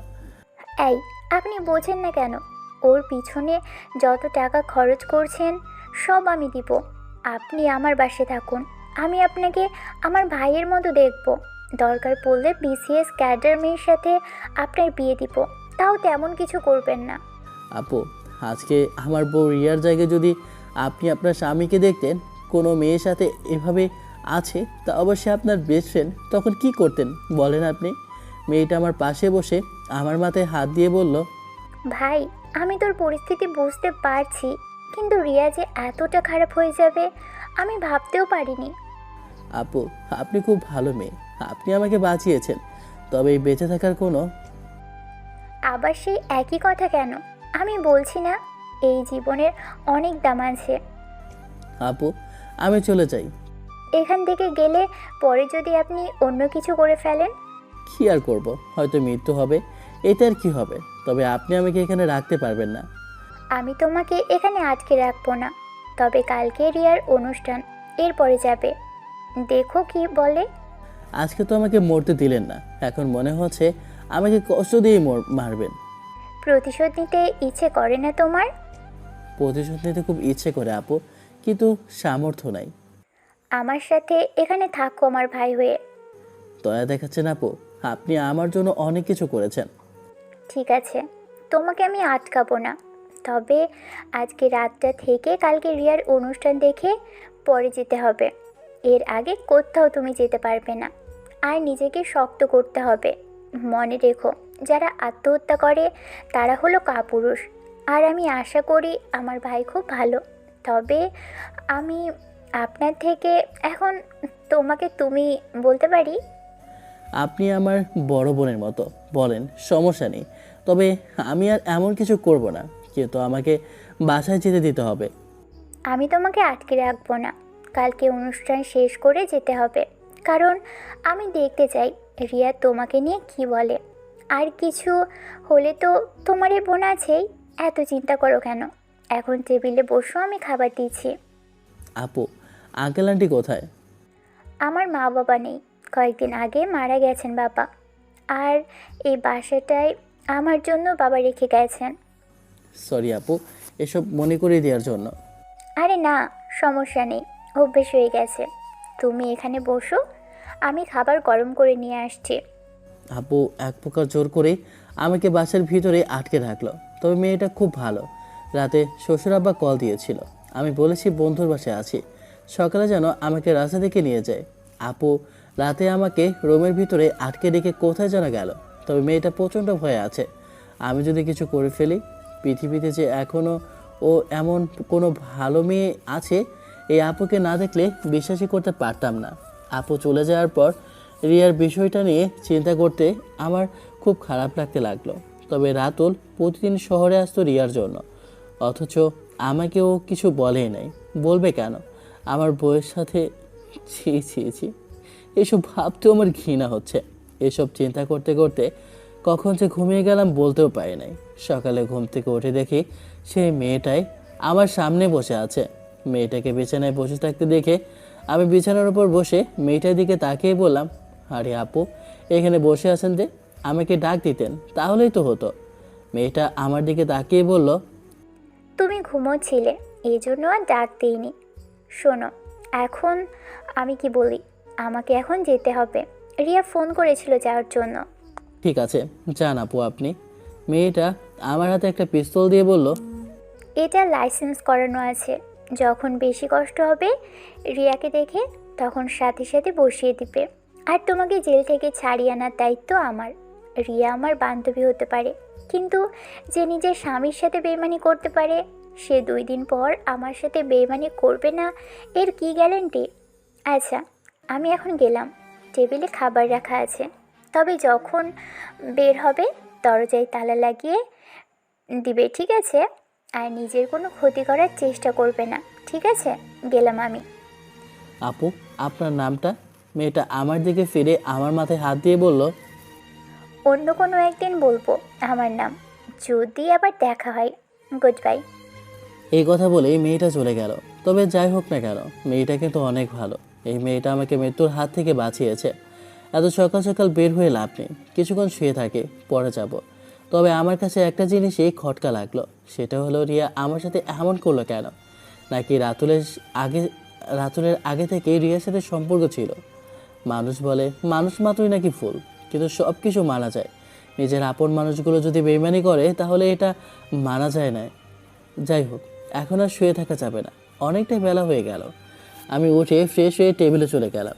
আপু দেখি আমার জন্য খাবার তৈরি করে রেখেছে। যে মেয়েটাকে চিনি না জানি না, সেই মেয়েটা আমাকে বিশ্বাস করে এখানে রেখে গেল। আসলে সত্যি পৃথিবীতে ভালো মানুষ তাহলে এখনও আছে। খাবারের মাঝে শ্বশুর আব্বা কল দিয়ে জানতে চাইলো আমি এখন কোথায় আছি। আমি শুধু বললাম যে আমি শহরের রাস্তার সামনে দাঁড়িয়ে থাকবো, আমাকে যেন সেখান থেকে নিয়ে যায়। খাবার শেষ করে তৈরি হয়ে গেলাম। পিস্তলটা আপুর বিছানার নিচে রেখে দিলাম। এই জিনিসটা চালানোর মতো মনোমানসিকতা আমার নেই। আর যাই কিছু করি না কেন, কাউকে মারতে পারবো না, এর সাহস আমার নেই। বাসা থেকে বের হয়ে বাসায় তালা লাগিয়ে দিলাম। হয়তো আপুর কাছে বাসার চাবি আছে। শ্বশুর আব্বার বলা জায়গায় গিয়ে দাঁড়ালাম। ওনাকে বলছিলাম আমাকে যেন এখান থেকে নিয়ে যায়। অনেকক্ষণ দাঁড়িয়ে আছে, কিন্তু ওনার কোনো খবর নেই। এই জন্য একটা দোকানের সামনে গিয়ে বসলাম। আর দেখতে দেখতে উনি চলে আসলো। আমাকে দেখে বাবা ডাক দিয়ে বলল, জামাই বাবা চলে আসো। আমি গিয়ে শ্বশুর আব্বার পাশে বসলাম। বাবার পাশে বসার পর বাবা আমাকে প্রশ্ন করলো, শহরের তোমার বন্ধু কে? এটাই তো বুঝলাম না। আছে একজন খুব কাছের বন্ধু, আপনি বুঝবেন না। আমার কথা শুনে শ্বশুর আব্বা চুপ হয়ে গেল, তবে শাশুড়ি আম্মা আমার দিকে কেমন একটা নজরে তাকিয়ে আছে। মনে হচ্ছে উনি আমাকে কিছু বলতে চায়, কিন্তু বলতে পারছে না। তবে উনি যে আমাকে কি বলবেন আমি কিছুটা আন্দাজ করতে পেরেছি। আমরা আমাদের গন্তব্যের জায়গায় এসে নেমে গেলাম। শ্বশুর আর শাশুড়ি পিছনে পিছনে আমিও বাসার ভিতরে ঢুকলাম। আর এটা সেই বাসা যেখানে রিয়াকে আর রাতুলকে অন্তরঙ্গ অবস্থায় একসাথে দেখেছিলাম। ভেতরে যেতেই রিয়া ওর বাবাকে দেখে জড়িয়ে ধরলো। এতদিন পরও মা বাবাকে দেখে কী যে কান্না। সবশেষে রিয়া আমার সামনে দাঁড়ালো, তবে রিয়া আমাকে জড়িয়ে ধরে নাই, আমার সাথে হাত মিলিয়ে বলল, কেমন আছেন আপনি? আমি হাত ছাড়িয়ে বললাম, আলহামদুলিল্লাহ। তুমি যেমন ভালো রেখেছো আমাকে। আচ্ছা, আমি এখন গেলাম, আমার অনেক কাজ আছে, তুমি থাকো এখানে। এই কথা বলে রিয়াও চলে গেল। আমি শুধু একটা মুচকি হাসি দিয়ে বললাম, মানুষ স্বার্থের জন্য কত কিছু যে করতে পারে এটা হিসেবের বাইরে। দেখতে দেখতে অনুষ্ঠান শুরু হয়ে গেল। রিয়া মাইকের সামনে গিয়ে বলতে শুরু করলো, সবাইকে আমার পক্ষ থেকে অনেক অনেক ধন্যবাদ। আমি বলতেই আপনারা সবাই আমার জন্য এসছেন। অনেক অনেক ধন্যবাদ আপনাদের। আপনারা জানেন কি, আমি গরিব ঘরের মেয়ে। আমার বাবা দিনে আনে দিন খায়। এর মানে হলো তিনি দিনে যেটুকু ইনকাম করে সেটা দিয়েই আমাদের পরিবার একদিন চলে। আর সেখানে বাবা আমাকে ডাক্তারি পড়াশোনা কিভাবে করাবে? কিন্তু আমার বাবা হাল ছাড়েনি। আমারও স্বপ্ন ছিল ডাক্তার হওয়া, কিন্তু ওই কথাই বলে না, ভাগ্যে থাকলে কেউ ফেরাতে পারে না। আমার এই সব কিছুর পেছনে আমার স্বামীর হাত আছে। উনি জানেন আমার মেধা আছে, কিন্তু আমাদের টাকা নেই। এজন্য তিনি আমাকে বিয়ে করে নিজে পড়িয়েছেন। সারাদিন উনি কাজ করে আমাকে পড়িয়েছেন। উনি না থাকলে আমি এত দূর পর্যন্ত আসতে পারতাম না। আমি আজকে এই শহরের সবচেয়ে বড় ডাক্তার, কিন্তু আমার সবটা আমার স্বামীর দাব। অনেক অনেক ভালোবাসি আমি আমার স্বামীকে। আমি রিয়ার কথা শুনে বললাম, এখন আর আমার কথা বলে কি হবে? আমি কি তোমায় আবার ফিরিয়ে নেব? কখনোই না। খুব ভালোবেসেছিলাম, কিন্তু তুমি বুঝলে না রিয়া। রিয়া আবার একটু জোরে আওয়াজ নিয়ে বলল, আমার স্বামী আর কেউ না, তিনি হলেন মিস্টার রাতুল চৌধুরী, যিনি আমার জন্য নিজেকে কোরবান করতেও একটুও দ্বিধা করবেন না। অনেক অনেক ভালোবাসি আমি ওনাকে। এই কথাটা বলতেই রাতুল উপরে সিঁড়ি দিয়ে যেতে লাগলো। রিয়ার বলা কথাগুলো শুনে আমার যতটা না খারাপ লেগেছে তার চেয়ে বেশি খারাপ লাগছে এই কথাগুলো শুনে। সব কিছু করলাম আমি, আর নাম হলো রাতুলের। চোখ বেয়ে টপ টপ করে পানি পড়ছে। আমার কতটা যে কষ্ট হচ্ছে বলার বাইরে। চোখের জল কোনোভাবে আটকে রাখতে পারছি না। রাতুল রিয়ার পাশে গিয়ে রিয়ার হাত ধরে বলতে শুরু করলো, আমি জানতাম আমার বউ একদিন প্রতিষ্ঠিত হবে। ওই মানুষ বলে না, পরিশ্রম কখনো বেইমানি করে না।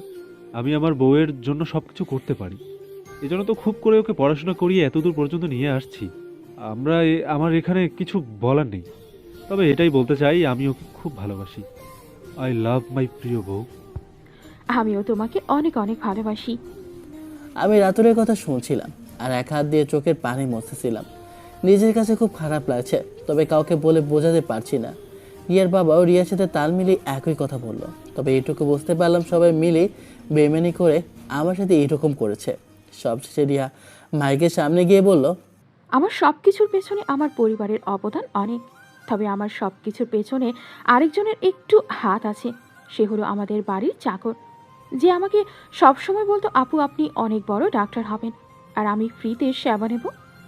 আর মাঝে মাঝে ওই চাকর ছেলেটা আমাকে 10-20 টাকা দিয়ে সাহায্য করত। গরিব ছেলে তো এর থেকে বেশি কিছু দিতে পারতো না। আর সেই চাকর ছেলেটা হলো লাদেন। কিরে লাদেন, এখানে আয়। রিয়ার এই কথাটা শুনে আমার কলিজাটা ফেটে যাচ্ছিল। মনে হচ্ছিল ভিতরে চেপে রাখলাম। যতই সামনে যাতে ততই যেন কষ্ট হচ্ছে। এক পা সামনে গেলে আরেক পা যেতেই চায় না। রিয়া সামনে গিয়ে একবার রাতুলের দিকে তাকালাম। রাতুল আমাকে দেখে একটা মুচকি হাসি দিয়ে বলল, মাফ করে দিস বন্ধু। আর তোর মতো বন্ধুকে শুধু ব্যবহার করা যায়, কিন্তু খাঁটি বন্ধু বানানো যায় না। আমি এবার মাইকের সামনে গেলাম। কিছু বলার আগে চোখ থেকে টপ টপ করে পানি পড়তে লাগলো। নিজেকে যেন কোনোভাবে মানাতে পারছি না।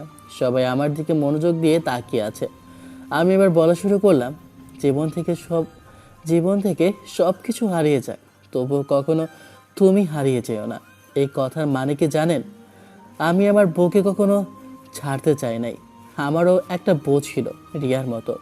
ওকে আমি সব কিছু দিয়ে পড়িয়েছিলাম, কিন্তু ও বেইমানি করলো।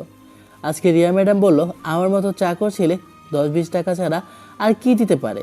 তিনি ঠিক কথাই তো বললেন। যখন একটা মানুষ সারাদিন মাঠে কাজ করে, বিকালে টিউশনি পড়ায় আর সারা রাত দাঁড়ানি করে, তার কাছে কি দুনিয়া বলতে কিছু আছে? আমি আমার বউয়ের জন্য সব কিছু দিয়েছি। এই হাতগুলো কোনো সাধারণ হাত না, এটা একজন চাকরের হাত। আমি যদি কাউকে কিছু দিয়ে সাহায্য করে থাকি তাহলে সেটা উপরওয়ালা দেখবে। আমার সাথে যে বেইমানি করেছে সে বেশি দিন ভালো থাকতে পারবে না। এগুলো বলছি কারণ কি জানেন, রিয়া ম্যাডামের মতোই আমার একটা বউ ছিল। জন্মের পর থেকে বাবা মা নাই, বড় একটা ভাই ছিল। সে আমাকে অপমান করে বিদায় করে দিয়েছে। যাকে আশা করে বিয়ে করেছিলাম সে অন্য কারো হাত ধরে চলে গেছে। অন্য কারো বলা যাবে না, কারণ সে আমার বেস্ট ফ্রেন্ড। নিজের মানুষগুলো আমাকে ধোঁকা দিয়েছে। এই শহরে যখন কাউকে সারপ্রাইজ দিতে এসেছিলাম তখন তাকে দেখি আমার বেস্ট ফ্রেন্ডকে নিয়ে একই বিছানায় শুয়ে আছে। তাদের কাছে আমার কোনো অভিযোগ নেই, তবে দোয়া করি তারা যেন ভালো থাকে। জানেন কি, যখন আমি ওদের আমার চোখের সামনে দেখেছি তখন আমি ওদের মেরে ফেলতে চেয়েছিলাম, কিন্তু যাকে এতটা ভালোবাসি তাকে মারবো কিভাবে? আমার বিশ্বাস ছিল আমার বউ আমার সাথে বেইমানি করতে পারে, কিন্তু আমার বেস্ট ফ্রেন্ড পারে না। তবে ও আমার দুর্বলতা জেনে আমাকে কলেজায় আঘাত করেছে। কারোর ওপর আমার কোনো অভিযোগ নেই, তবে আমার ম্যাডাম এখন ডাক্তার হয়েছেন। আমি ফ্রিতে চিকিৎসা করতে পারবো, এর থেকে আর বড় কি হতে পারে? আজকে আমি অনেক অনেক খুশি। চোখের পানি মুছে পেছনে গিয়ে বসলাম। আজকে নিজেকে মানতে পারছি না, বুক ফেটে কান্না আসে। আরে কি বলবো, হঠাৎ কোথা থেকে শাশুড়ি আম্মা এসে আমার পাশে বসলেন। ওনাকে দেখে আমি নিজ থেকে শক্ত জাতীয় কিছু একটা হাতে নিয়ে বললাম, এটা আমার পেটের ভিতরে ঢুকিয়ে দেন আম্মা। বাবা, আমাকে মাফ। আমার বাবা মা কেউ নেই, আপনাদের বাবা মা বলতাম। যাকে আম্মা বলে ডাকি সে কি আমাকে একটু এসব বলতে পারলো না? আমি গরিব, আমি অসহায়, আমি বোকা। এই জন্য আমাকে ব্যবহার করেছেন। সারাদিন গাধার মতো কাজ করেছি, কারো কাছে কোনো অভিযোগ দিয়ে নেই। আজকে আমার বাবা মা আমার সাথে এমন করলো। বইয়ের কথা বাদই দিলাম, বাবার কথা বাদ দিলাম, বেস্ট ফ্রেন্ডের কথা তো আরও বাদ দিলাম। আমার মা আমাকে বলতে পারতো না আমার তো এই দুনিয়াতে কেউ নেই, আমাকে সবাই শুধু ব্যবহার করতে জানে। মা বাবা পেয়েও হারিয়ে গেলাম। আমার নিজের মা বাবা হলে বেইমানি করতো না। আজকে কাছের মানুষগুলো বুঝিয়ে দিল কষ্ট কি জিনিস। বাবা, আমি আসলে এমন কিছু করতে চাই নাই। আমি তোমাকে সব কিছু বলতে চেয়েছিলাম, কিন্তু আম্মা, আমি কি বলি, সবাই তো চলে গেছে, আপনি এখান থেকে চলে যান। আম্মা, আমি ওর সাথে কিছু কথা বলবো। রিয়ার কথা শুনে ওর মা একটু দূরে চলে গেল। আমি চোখের পানি মুছে বললাম, ম্যাডাম কিছু বলবেন কি? রিয়া আমার সামনে একটা কাগজ দেখিয়ে বলল, এটা ডিভোর্স লেটার। মনে আছে অনেক দিন আগে আমি তোরে ডেকেছিলাম দেখা করার জন্য? তখন তুই একটা সাইন করেছিলি, তখনই আমাদের ডিভোর্স হয়ে গিয়েছিল। আমাকে এতদিন ব্যবহার করছিলেন কেন? তুই বোকা একটা ছেলে, তোরে ব্যবহার করা ছাড়া আমার কোনো উপায় ছিল না। আমার তখন শুধু টাকার দরকার ছিল। আর তুই আমার কতটুকু সঙ্গ দিয়েছিলি। রাতুল সবসময় আমার সাথে ছিল, আমাকেও কখনো একাকিত্ব হতে দেয়নি। তোর থেকে রাতুলকে আমার বেস্ট মনে হয়েছিল। রাতুল না, আজকে আমি ছিলাম বলে এতদূর পর্যন্ত আসতে পেরেছেন, নইলে তবে আমি তোমাকে এতটা ভালোবাসতাম। আর তুমি? তোর মতো গরিবের মুখে ভালোবাসা মানায় না। ফুটপাত থেকে কোনো মেয়েকে দেখে বিয়ে কর, যা। মানুষ মাত্রই পরিবর্তনশীল, আর আমার সাথে বেইমানির ফল আমি একদিন দেখিয়ে দেব। তুই আমাকে কি দেখাবি? তোর আজকে থেকে কোথাও জায়গা হয় কিনা আগে দেখ। মানুষকে বেশি আপন মনে করতে নেই, নইলে এভাবেই পেছন থেকে ছুরি মারে। তোর যোগ্যতা আছে আমার পাশে দাঁড়ানোর মতো, চাকর কোথাকার। রিয়াকে আর কিছু বললাম না। এবার আমি রাতুলের কাছে গেলাম। রাতুলের দিকে তাকিয়ে বললাম, তুই কি সত্যি আদৌ আমার বন্ধু ছিলি? রাতুল মাথা নিচু করে চুপ করে আছে, শুধু বলল, ছোট থেকেই তুই আমার বন্ধু, কিন্তু রিয়াকে আমার খুব পছন্দ হয়েছিল। আমি জানতাম তুই ওকে ছুঁয়েও দেখিস নাই, এই জন্য আমি ওরে পটাই। আর আজকে সুখে থাকিস, দোয়া করি। আমার কেউ নেই, যে একটা বন্ধু ছিল সে আজ থেকে মৃত হয়ে গিয়েছে। তবে আমার বিশ্বাস ছিল সবাই আমার সাথে বেইমানি করলেও আমার বন্ধু বেইমানি করবে না, কিন্তু সে দেখিয়ে দিল বেইমানি কি হতে পারে। এবার আমি শ্বশুর আব্বার সামনে হেঁটে গেলাম। শাশুড়ি আম্মাও সাথে দাঁড়িয়ে আছেন। বাবার দিকে তাকিয়ে বললাম, বাবা মায়ের তুলনা হয় না, আপনাদের অপমান করার মতো আমার যোগ্যতা নেই। রিয়াকে বিয়ে করার পর থেকে আমি আপনাদের বাবা মা বলি। আমার এই পৃথিবীতে কেউ নাই তো আপনাদের ছাড়া। বাবা, আমার বিছানার নিচে একটা পাঞ্জাবি আর একটা পায়জামা রাখা আছে। ভাবছিলাম সামনের ঈদে এগুলো আপনাদের দিব। এই দেখেন, আমার শার্টটাও ছিঁড়ে গেছে। ছিঁড়বে পায় না কেন বাবা? 1 বছর ধরে এটাই পরি। টাকা নাই তো বাবা আমার কাছে, সব রিয়াকে দিয়েছি। আর আম্মা, আপনি আমার মায়ের সমান। মায়ের সমান কি? আপনি তো আমার মা। কিছু দিতে পারি নাই আপনাকে, মাফ করে দিবেন। এই নেন 5 টাকার একটা নোট। এটাই ছিল আমার কাছে শেষ সম্বল। খুব ভালোবাসি তো আপনাদের। চলেই তো যাব, তবে রিয়ার জন্য কিছু একটা বানিয়েছিলাম। রিয়াকে সামনে গিয়ে একটা আংটি বের করে রিয়ার হাতে দিয়ে বললাম, এটা বানানোর মতো যোগ্যতা আমার ছিল না। শরীর থেকে 2 ব্যাগ রক্ত বিক্রি করে এটা বানিয়েছিলাম। বিয়ের পর থেকে তোমাকে কিছু দিতে পারে নাই। আমি বোকা একটা ছেলে, এজন্য এত কিছু চিন্তা করি না। যদি আমার বইয়ের পড়াশোনার জন্য আমার একটা কিডনি বিক্রি করতে হতো, আমি সেটাও করতাম। বোকা মানুষ তো, এত কিছু বুঝি না, শুধু মানুষের ভালোবাসা বুঝি। ওই যে দেখেন আমার বন্ধু যে আপনাকে বিয়ে করেছে, আমার যখন থাকার মধ্যে কেউ ছিল না তখন ওর বোন কিন্তু আমাকে টাকা দিয়ে সাহায্য করেছে। এজন্য ওর প্রতি আমার কোনো অভিযোগ নেই। সবাই খুব সুখে থাকবেন। লাভ ইউ আপনাকে। হঠাৎ মনে হলো পিছন থেকে কেউ আমাকে ছুরি দিয়ে আঘাত করেছে। পিছনে তাকিয়ে দেখি রাতুল সবটা ছুরি আমার পেছন থেকে পেটের ভিতর ঢুকিয়ে দিয়েছে। আমি পেছন ফিরে কান্না করে বললাম, এমনটা না করলেও পারতি রে। তুই আমাকে সামনে থেকে আঘাত করলেও আমি তোরে কিছু বলতাম না। তুই আমার বেস্ট ফ্রেন্ড ছিলি, পেছন থেকে কেন আঘাত করলি? রিয়া হাসি দিয়ে বলল, তুই বেঁচে থাকলে সবাই জানবে আমি তোর বউ ছিলাম। একদিন না একদিন তুই বলবি এজন্য তোর মরতে হবে। হাই রে দুনিয়ার মানুষ, এত বেইমান হতে পারে? আমাকে মারবেন বলবেন না? এক জায়গায় বসলাম, তারপর গুলি করে মারতেন। এখানে সবাই তো নিজেরাই। বিশ্বাস করেন আমি কাউকে কিছু বলতাম না। হঠাৎ করে শাশুড়ি আম্মা রিয়ার দিকে পিস্তল তাক করে বলল, এই ছেলেকে যদি এখন কেউ কিছু করে আমি তোমার মেয়েকে সরাসরি গুলি করে দেব। ওকে এখান থেকে যেতে দাও বলছি। আমি আম্মার দিকে তাকিয়ে বললাম, কেন আম্মা, কেন এমন করলেন? বাবা, হেরে গেলাম আমি, তোমার কাছে হেরে গেলাম। একজন মা তার ছেলের কাছে কিভাবে বেইমানি করতে পারে? আমার মেয়ে আজকে ডাক্তার হয়েছে সেটা তোমার জন্য। তোমার সাথে আমি বেইমানি করতে পারবো না। এখান থেকে চলে যাও আর নিজেকে বাঁচাও। আম্মা, তোমাকে যেতে বলছি না, আর বাহির থেকে গেটটা বন্ধ করে দিও। আমু, তুমি এটা করতে পারে? ওর সাথে অনেক কিছু হয়েছে, তাই বলে ওকে এভাবে মারতে দিতে পারি না। ও আমাদের মাঝে আর আসবে না, চিন্তা করিস না। আমি ওরে চিনি। যাও বাবা। আমি পেছন থেকে ছুরিটা বের করে কোনো মতে বাসা থেকে বের হয়ে বাইরের গেটটা লাগিয়ে দিলাম। কিন্তু এর সামনে গিয়ে আপনি পড়ে গেলাম। চোখগুলো বন্ধ হয়ে গেল। জানি না এখন বাঁচতে পারবো কি না। আর শুনেছি শহরের কেউ কাউকে সাহায্য করে না। চোখগুলো একেবারেই বন্ধ হয়ে গেল, আর বাঁচতে পারবো না আমি।